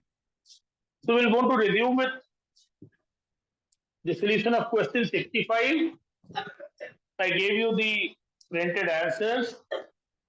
I think you got most of them right. 65, I told you bomb calorimeter is going to give you the value of internal energy change. Bomb calorimeter is going to give you the value of internal energy change. So basically, delta U is given. I think delta H needs to be calculated.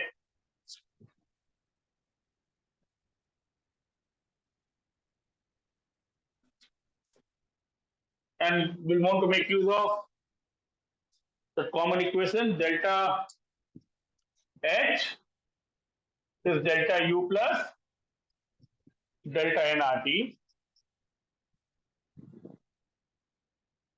726 kilojoules, and the equation is CH3OH, which is a liquid, plus 3 by 2 O2, which is naturally gaseous, becoming carbon dioxide gaseous plus 2H2O, which is liquid again. So in this delta N, I would go with the number of moles of products minus reactants which are gaseous. So number of moles of products and number of moles of reactants, and delta N would stand at 1 minus 3 by 2, which is minus 1.5, minus half. Anna? So delta H would be like delta U, which is given as the bomb calorimeter reading.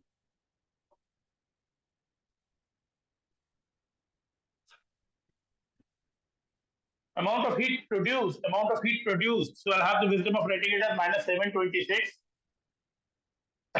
plus minus half. R would be 8.314 because it's in joules, so 8.3 is given 8.3 later. And temperature is 27 degrees Celsius, which is 300. Now this will be in joules, this is in kilojoules. So I divide it by 1000 to maintain parity and get the answer in kilojoules. So what is the printed answer which I gave you? 7. So does it give you something close to minus 727? 67 is next. Enthalpy of combustion of benzene and acetylene are given. You have to find the change in enthalpy of the reaction. 3C2H2 becoming C6H6. You have to find delta H. I hope people online are able to hear me. Yes, sir. And we want to find delta H as heat of combustion. दिया हुआ तो 3 times heat of combustion of C2H2 minus heat of combustion of benzene, which I believe would be a value 3. कभी कभी ना heat of combustion है खाली value भी होता है यहाँ पर तो नेगेटिव दिया हुआ है अगर वैल्यू खाली दिया हो तो उसको नेगेटिव में लिख लेना 3 times of minus 1300 if I'm not wrong minus of 3268 तो ये तो बहुत स्टूडेंट फ्रेंडली क्वेश्चन है minus 3900 and we'll have plus 3268 यही है ना हाँ so minus of 632 is this what you get यही बताया था क्या मैं अच्छा इसका ऑप्शन सी है ये तो ऑप्शन है option C is right please tell me when we can attempt 68 did you get 68 right all of you 68 is again very straightforward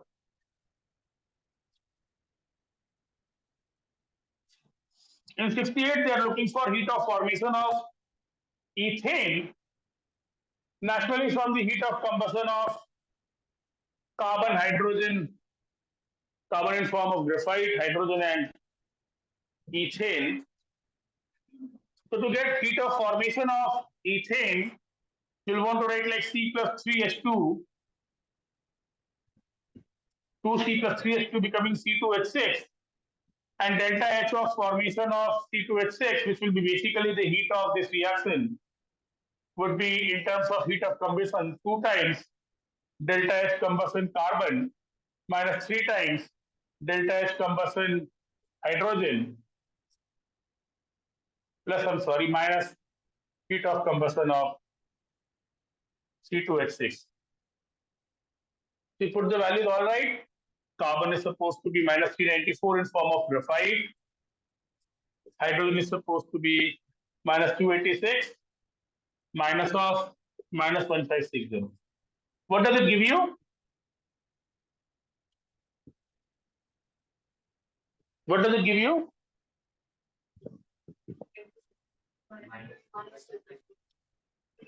Minus 86, and I guess option C is what I told you. Next, we took up 72, I believe.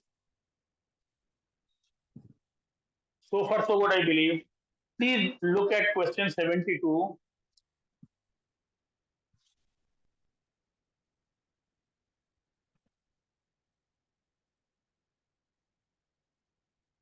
'72 is a different question because now it's about number of bonds in the skeleton of the hydrocarbon and how many bonds need to be broken, and any day in terms of bond energy, heat exchange would be again reactant minus product.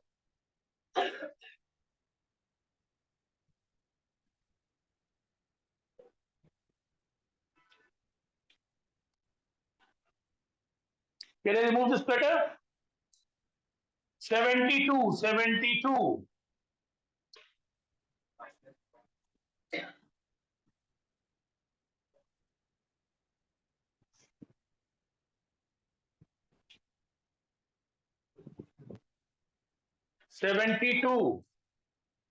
So for a reaction C2H6 becoming C2H4 plus hydrogen, you have to find heat of the reaction in terms of bond energy, where I believe this is what is breaking and this is what is being formed.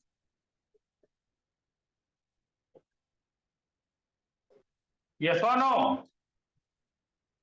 So in terms of carbon-hydrogen bond, carbon-carbon bond, the bond broken is a single carbon-carbon bond. So I'll take bond energy carbon-carbon 1. Bond energy carbon-carbon 6 bonds are broken 1, 2, 3, 4, 5, 6. And because these are bonds formed, I'll want to subtract bond energy carbon double bond carbon, 4 times bond energy carbon hydrogen, and bond energy hydrogen hydrogen. I think I'm going all right. So carbon carbon bond energy, which is 347, and 6 times of this minus 4 times of this would be eventually 2 times of carbon hydrogen bond energy, which will be 414, minus carbon double bond carbon, which is 611, and hydrogen single bond hydrogen, which is 436. So what does it give you?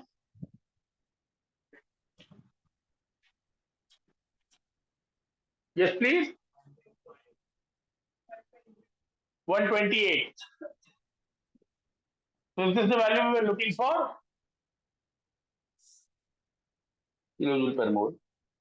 Next, I believe I gave you 78 now. Could you do 78? Again, in 78, we'll want to apply delta H is delta U plus delta nRT. Please tell me if I can start the solution of 78 now.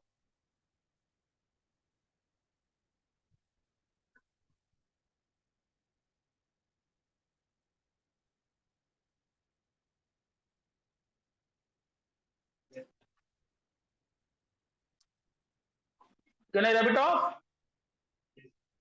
78 भी हो गया? Again balance करना है और delta N का value properly लिखना है। Balance करना है, डेल्टा एन का वैल्यू प्रॉपर्ली लिखना है। While calculating delta n, you need to take only the gaseous stuff. 78 ethanol into carbon dioxide and water is about C2H5OH plus O2 becoming 2CO2 plus 3H2O, and had I written it like C3H6O, x plus y by 4 minus z by 2, x plus y by 4 minus z by 2 would be 3 plus 6 by 4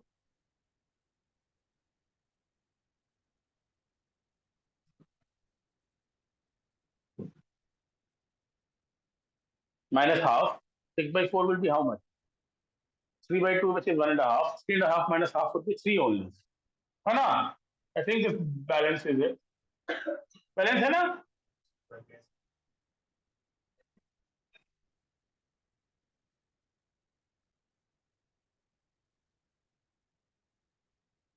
naturally ये gas होगा और हम लोग water को liquid ही लेंगे। हम लोग water को लिक्विड ही लेंगे बिकॉज 27 डिग्री सेल्सियस पे water is liquid. Now delta N naturally would be number of moles of product minus reactants, which is 2 minus 3, which is equal to 1. Negative. Applying delta H is equal to delta U plus delta N RT. This time I believe delta H is given. Minus 327 kilocalorie. You have to find delta U. Taking this as minus 1. This has 2. And this is 300. And you need to divide by 1000 because you want the reading in kilocalorie. So delta U could be very well minus 327. ये plus हो जाएगा यहाँ पर।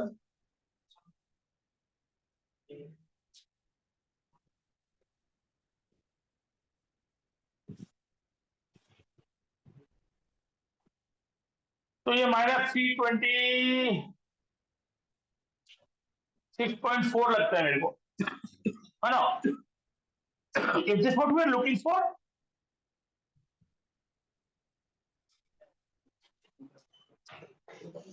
मैं क्या answer कर दूं?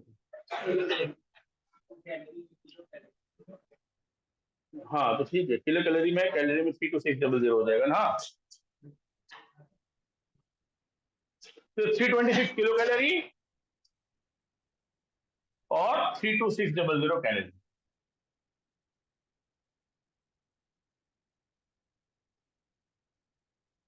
Then I gave you 80, I gave you 80, 80, 80 हो गया। I can rub it off. Are you all happy with this? Naturally, carbon dioxide and oxygen Yes, will be sir. gaseous. Water को liquid लेंगे because at 27 degrees Celsius, water will be in liquid form.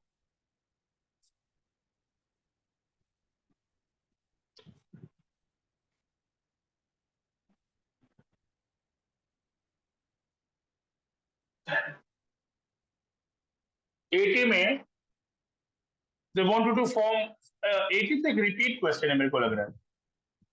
यही वही है 3C plus ethane है 2C plus 3H2 becoming C2H6। क्या पूछ रहा है यहाँ पर? पूछ रहा है heat of combustion of ethane, hydrogen and graphite are given. They want the heat of formation of ethane. So delta H is not ethane, which is basically delta H reaction only, is 2 times heat of combustion of carbon plus 3 times heat of combustion of hydrogen minus heat of combustion of C2H6. ऐसा question देख चुके हैं पहले। So this will be 2 times minus 286 plus 3 times minus 393.5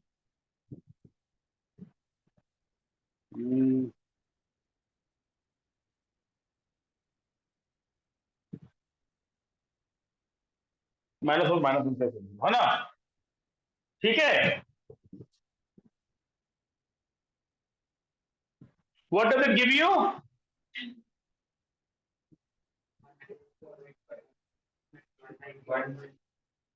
how much 192.5 यही answer मैं बताया था क्या?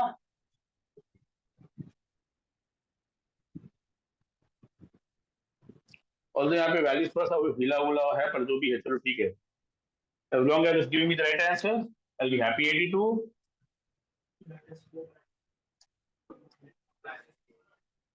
1 mole of heptane. 1 mole of heptane का combustion.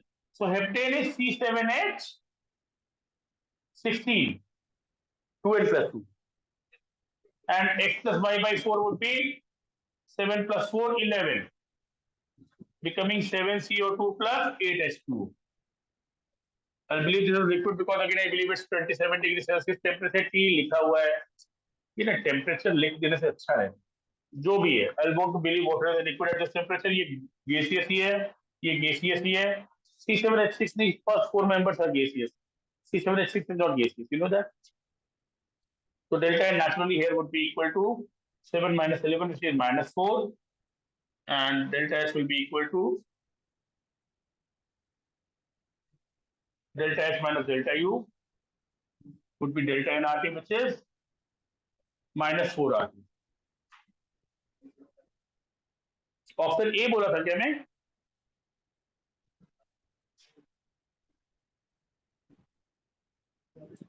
The next one I might have told you is 84.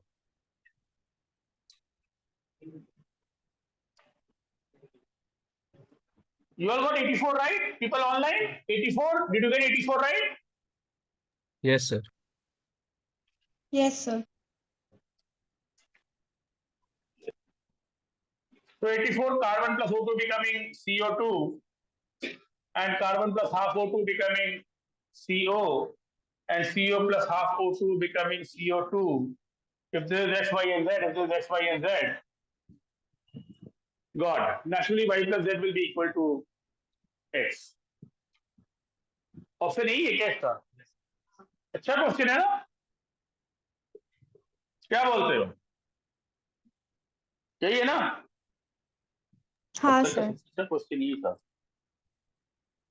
85. I asked you to do 85.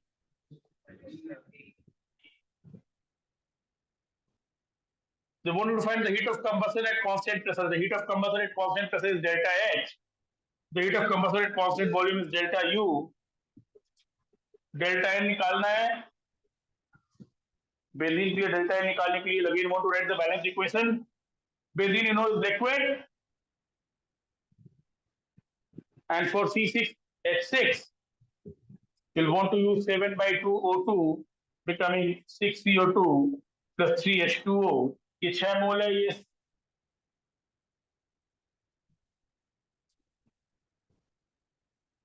15 by 2. Delta N would be 6 minus 15 by 2. This will be minus 3 by 2. I hope I'm doing it all right. हाँ? अरे हाँ ना बोलो.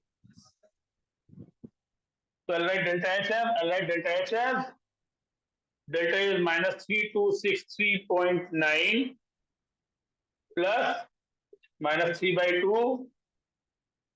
R is 8.314. इतना क्यों calculation देता है? Into 298. ठीक है, क्या आ रहा है? This is roughly equal to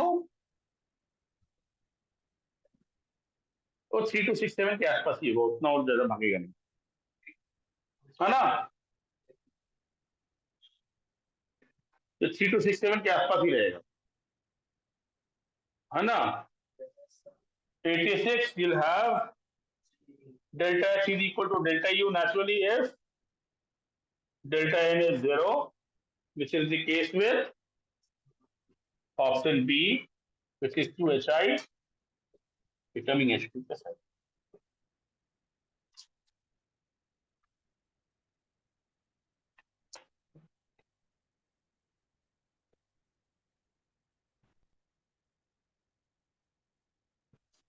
So I would need to tell you a few more things, and you will need to tell you a few more things naturally when we bring entropy into frame. When we bring entropy into frame, the second law of thermodynamics, and you would know that only energetics is not enough. You'll get to know only energetics is not enough.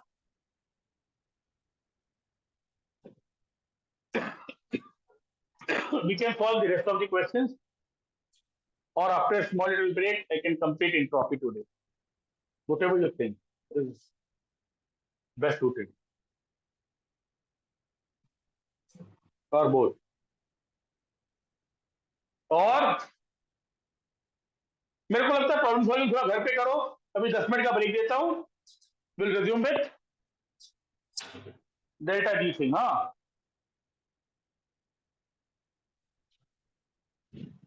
so we'll resume in 10 minutes.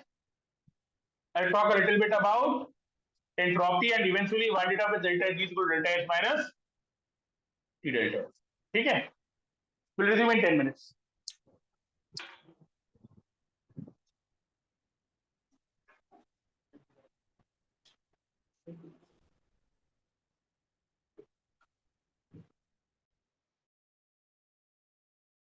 Clear? We want to resume now.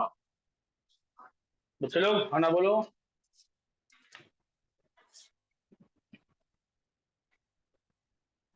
People online will want to respond.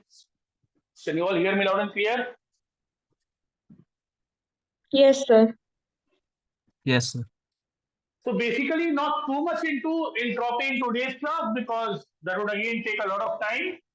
But a little bit about the limitation of thermodynamics. First law, where naturally there is nothing wrong because we talk about heat or energy exchanges at macromolecular level. Things could go a little weird in the microscopic domain.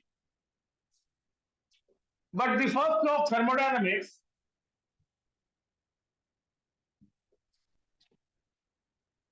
has no drawbacks because this is nothing but conservation of energy. It's nothing but conservation of energy. And something which we completely believe in right now is in case of delta H is equal to HP minus HR, which is a set of reactants becoming a set of products, all of the heat exchange would certainly be the difference in heat content of reactant and product. This tells you heat can neither be created nor destroyed. All right. And again, if I give you a more simpler picture of conservation of energy, a body at a temperature T1 and a body at temperature T2, where T1 is more than T2, you'll always believe that heat which is lost by the hotter body, which is naturally at a higher temperature, is equal to the heat gained by the cooler body.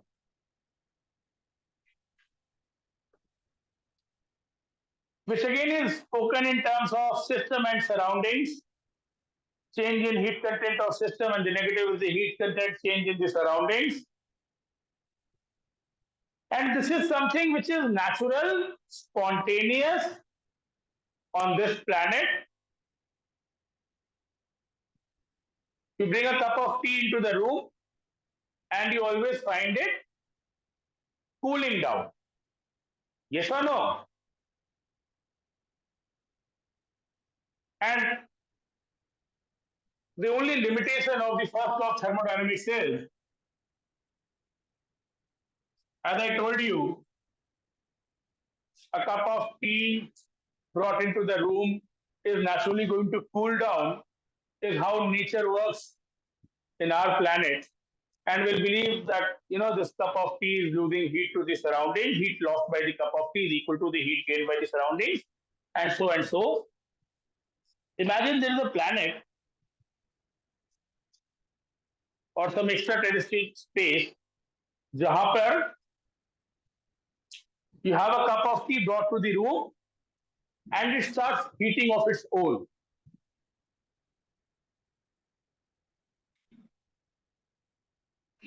There again first law of thermodynamics will be applicable.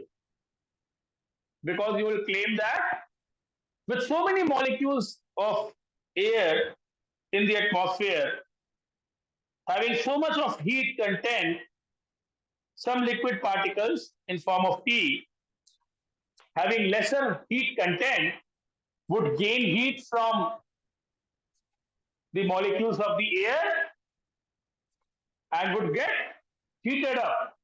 That does not happen thankfully. That does not happen thankfully. And temperature is the benchmark. Heat flow, the direction of heat flow is always from a higher temperature to a lower temperature on this planet. First law of thermodynamics is only about equating heat loss is equal to heat gain.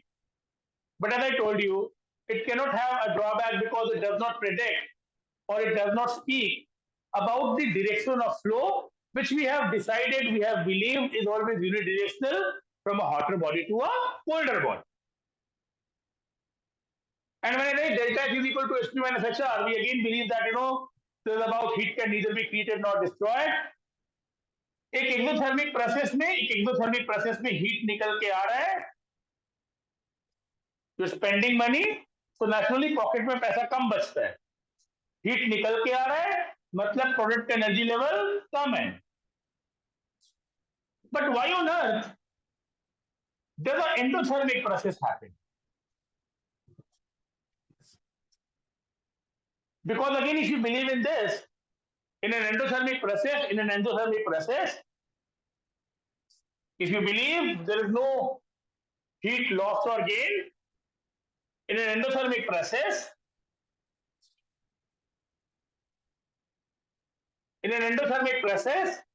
I won't say that first law fails. It's only that first law is not just good enough. Because endothermic process may always HP will be more than HR, and energetically it will not look feasible. Because if it's absorbing heat, naturally it means the product is attaining higher energy value. Energetically, exothermic changes would look feasible. Heat liberated from the system would mean it's going to a lower energy state. In endothermic, I repeat, it's not like first law of thermodynamics does not work. It's like it's not sufficient. You getting me?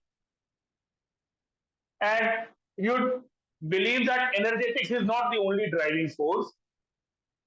Something like evaporation of water, which happens under all conditions, liquid becoming vapor.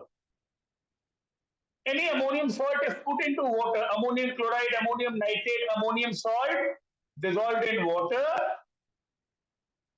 And you know this to be an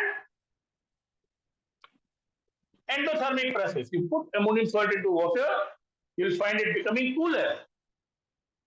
So every time delta H is positive, endothermic process,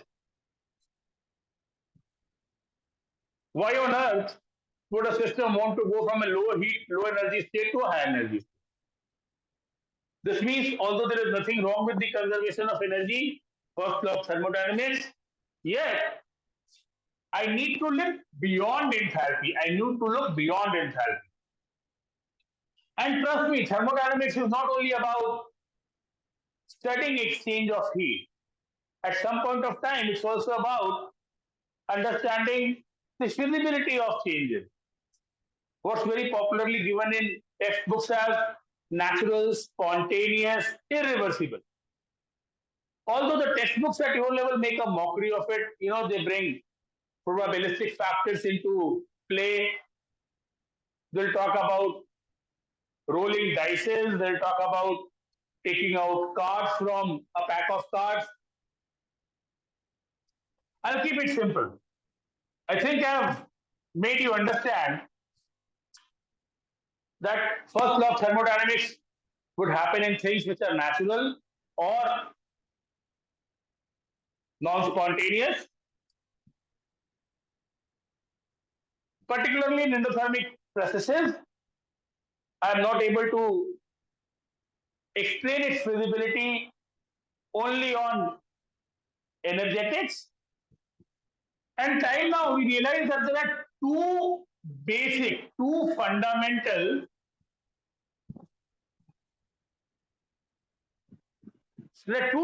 fundamental natural traits. One is obviously to go to lower energy state.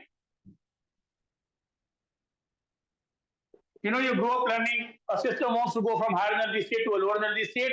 A lower energy state is about getting more stable.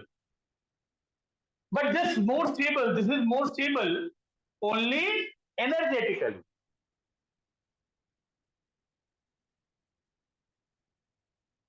There is another tendency, there is natural tendency of particles to attain more liberty, more freedom, more randomness. Chaos is the order of the universe. Chaos is the order of the universe. It's natural for particles to desire more disorder. And this is where a term like entropy pitches in. This is about enthalpy. Lower energy state में जाने के लिए you will believe delta H should be negative. Yes or no? But all the cases of delta H positive would require bringing another thermodynamic parameter into account, which is delta S, which should be positive. So there are basically two natural tendencies. There are two basic natural tendencies of all molecules, all particles, all systems. One, to go from a higher energy state to a lower energy state, and to attain a state of disorder, randomness, liberty, chaos. Liquid to vapor is naturally getting more free, more intermolecular species, more disorder, more freedom, and naturally something going into a solvent like water in the hydrated form, again it will have more liberty to roam around. So right away these two would look natural, not from the standpoint of enthalpy, but from the standpoint of entropy. And again, you know, without getting very philosophical about things, and again, not using too much of mathematics, maybe in the next class I'm going to derive a few questions for you, which will be more handy in JEE Advanced. Right now, we want to keep it simple. Entropy is going to be defined as the order of, or a measure of disorder, randomness, liberty attained by molecules of the system.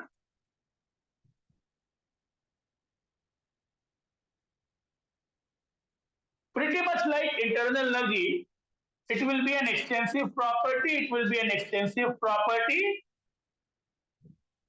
Which can't be measured,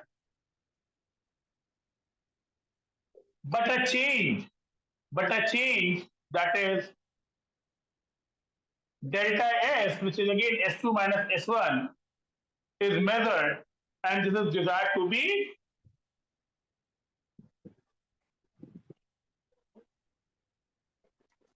positive among the molecules of a system.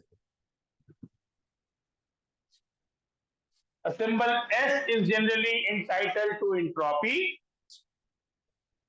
and naturally considering different states of matter,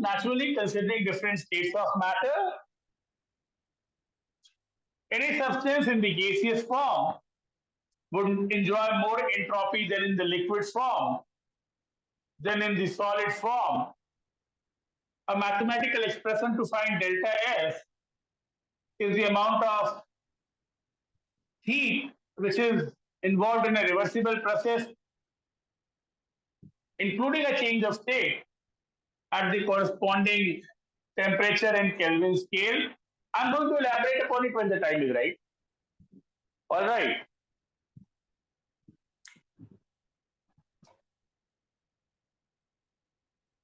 In a reversible process, which is generally the case when you have a change of state happening. So, the boiling point will have liquid becoming vapor as well as the vapor becoming liquid. A formula like this will help you in finding the entropy change in vaporization, which will be the heat of vaporization upon the boiling point, and the entropy change in, say, melting, when this will be the heat of melting, which you call as the latent heat, so-called latent heat, at a constant temperature. There is no change of temperature, still there is a flow of heat. All right. So where is that heat going into? That's going into increasing the entropy of the system. You can find the entropy change for a reversible process involving vaporization or melting. So you'll want to put boiling point and melting point as the temperature in Kelvin scale. And finally, an equation like delta G is equal to delta H minus P delta S. Again, time permitting, I can derive it and I can talk about various aspects of delta G and delta S. I'll do that maybe at the next opportunity because that will be pretty time consuming. And William Gibbs came up with the idea of Gibbs free energy. And delta means it's the change in free energy, which is a semblance of both factor 1 and factor 2. And eventually this would be negative, this would be negative, this would be negative.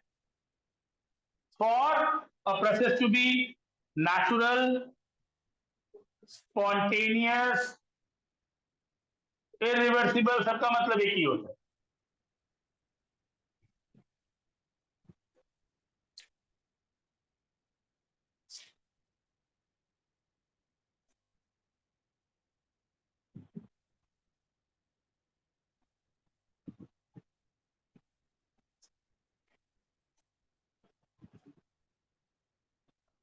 Now, I present you a situation where delta H is negative and delta S is positive.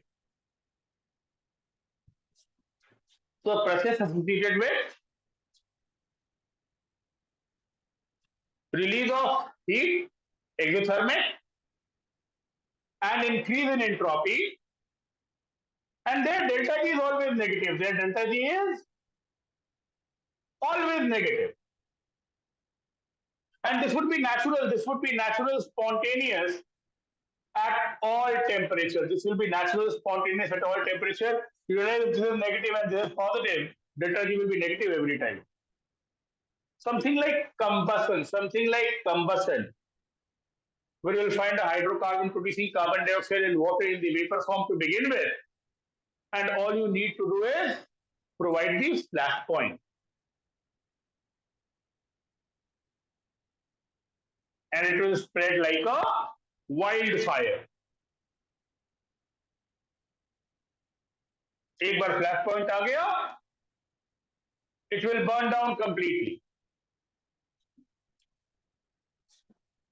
And then there could be a process, say where delta H is positive and delta S is negative, which is endothermic, certainly energetically not feasible, and even entropically not feasible. And here delta G is always positive. Here delta G is always positive. So this will never happen at any temperature. This is irreversible. Now something which is irreversible, I'm so sorry, something which is non-spontaneous or unnatural at all temperature is not something which cannot be carried out, but you'll have to provide external force. Water flows downhill, but you can move water uphill, but it will never be happening naturally. So there will be no natural process जहाँ पे delta H positive होगा. There will be no endothermic process. There will be no endothermic process associated with decrease in entropy.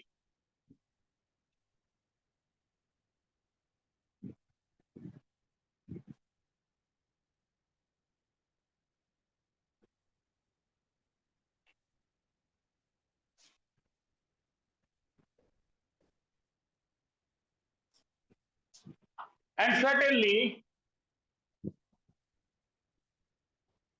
the one which we are interested in was a case which was endothermic and still spontaneous, because this is entropically favorable.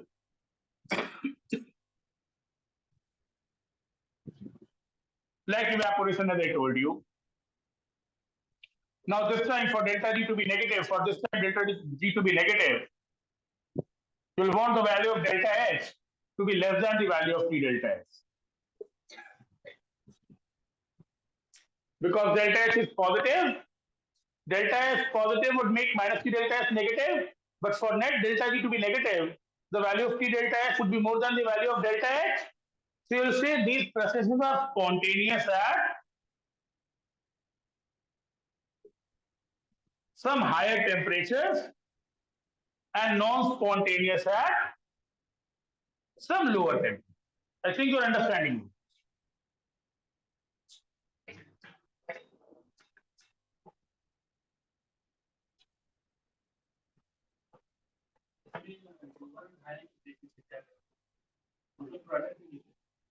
हाँ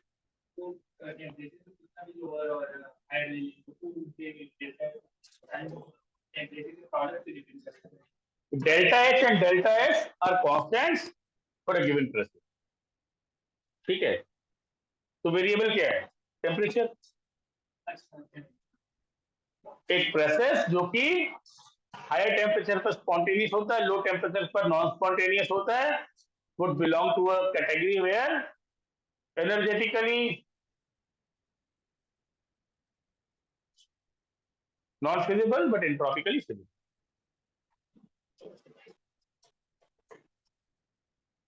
And naturally, the reverse of this would be a situation D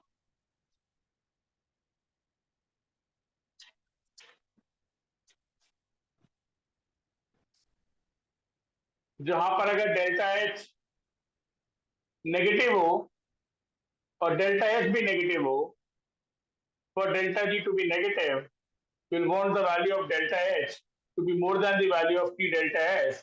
So they'll be spontaneous at low temperatures and non-spontaneous at high temperature.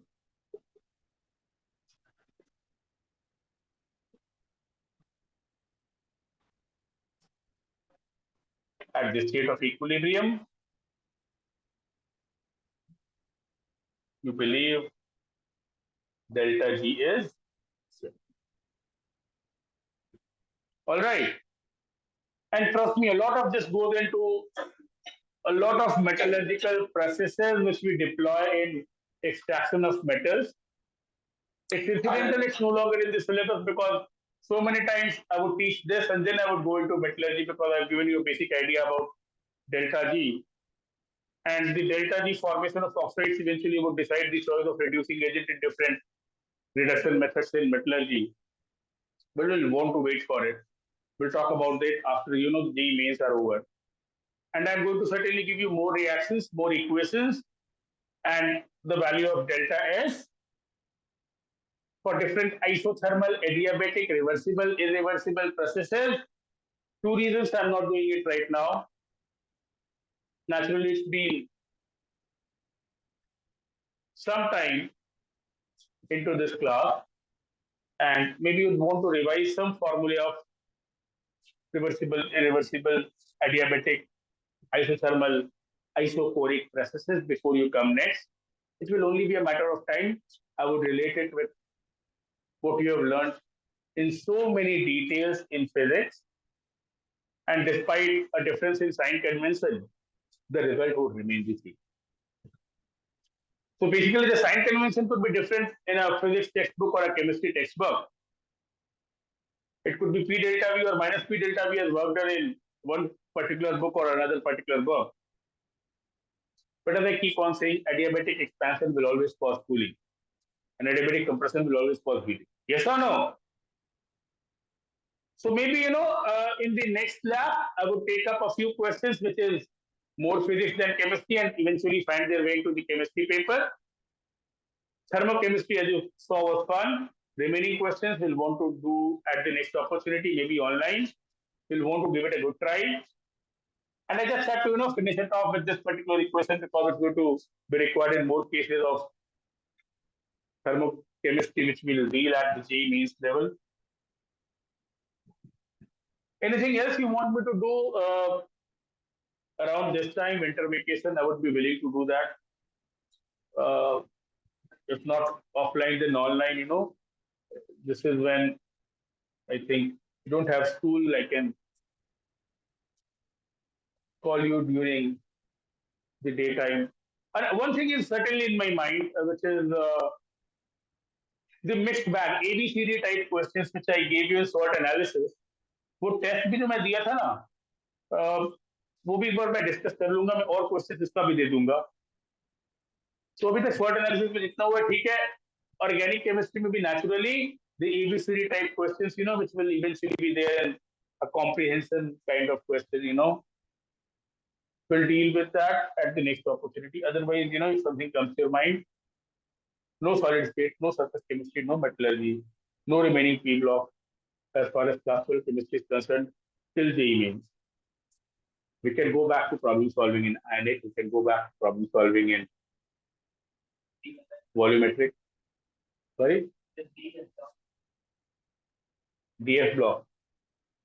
Almost entire DF block, almost all the questions of D block would be like, we can do more questions on coordination component.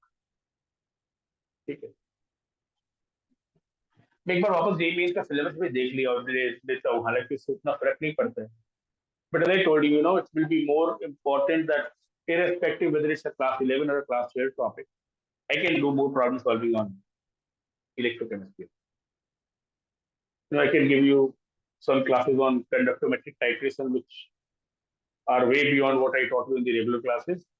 Or, we can do some basic JEE Mains, previous year questions revision. So we'll want to communicate about the same in the group. You suggest me a topic and, I can take a problem solving class.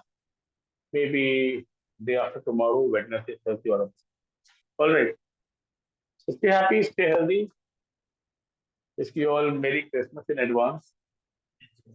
मिलते हैं 2 दिन के अंदर, ठीक है. People online, बाकी question बना लेना. इसमें तो बचा हुआ क्वेश्चन है ना, वो मैं जान के भी नहीं कर रहा हूँ बिकॉज वहां पे तुमको थोड़ा सा ज्यादा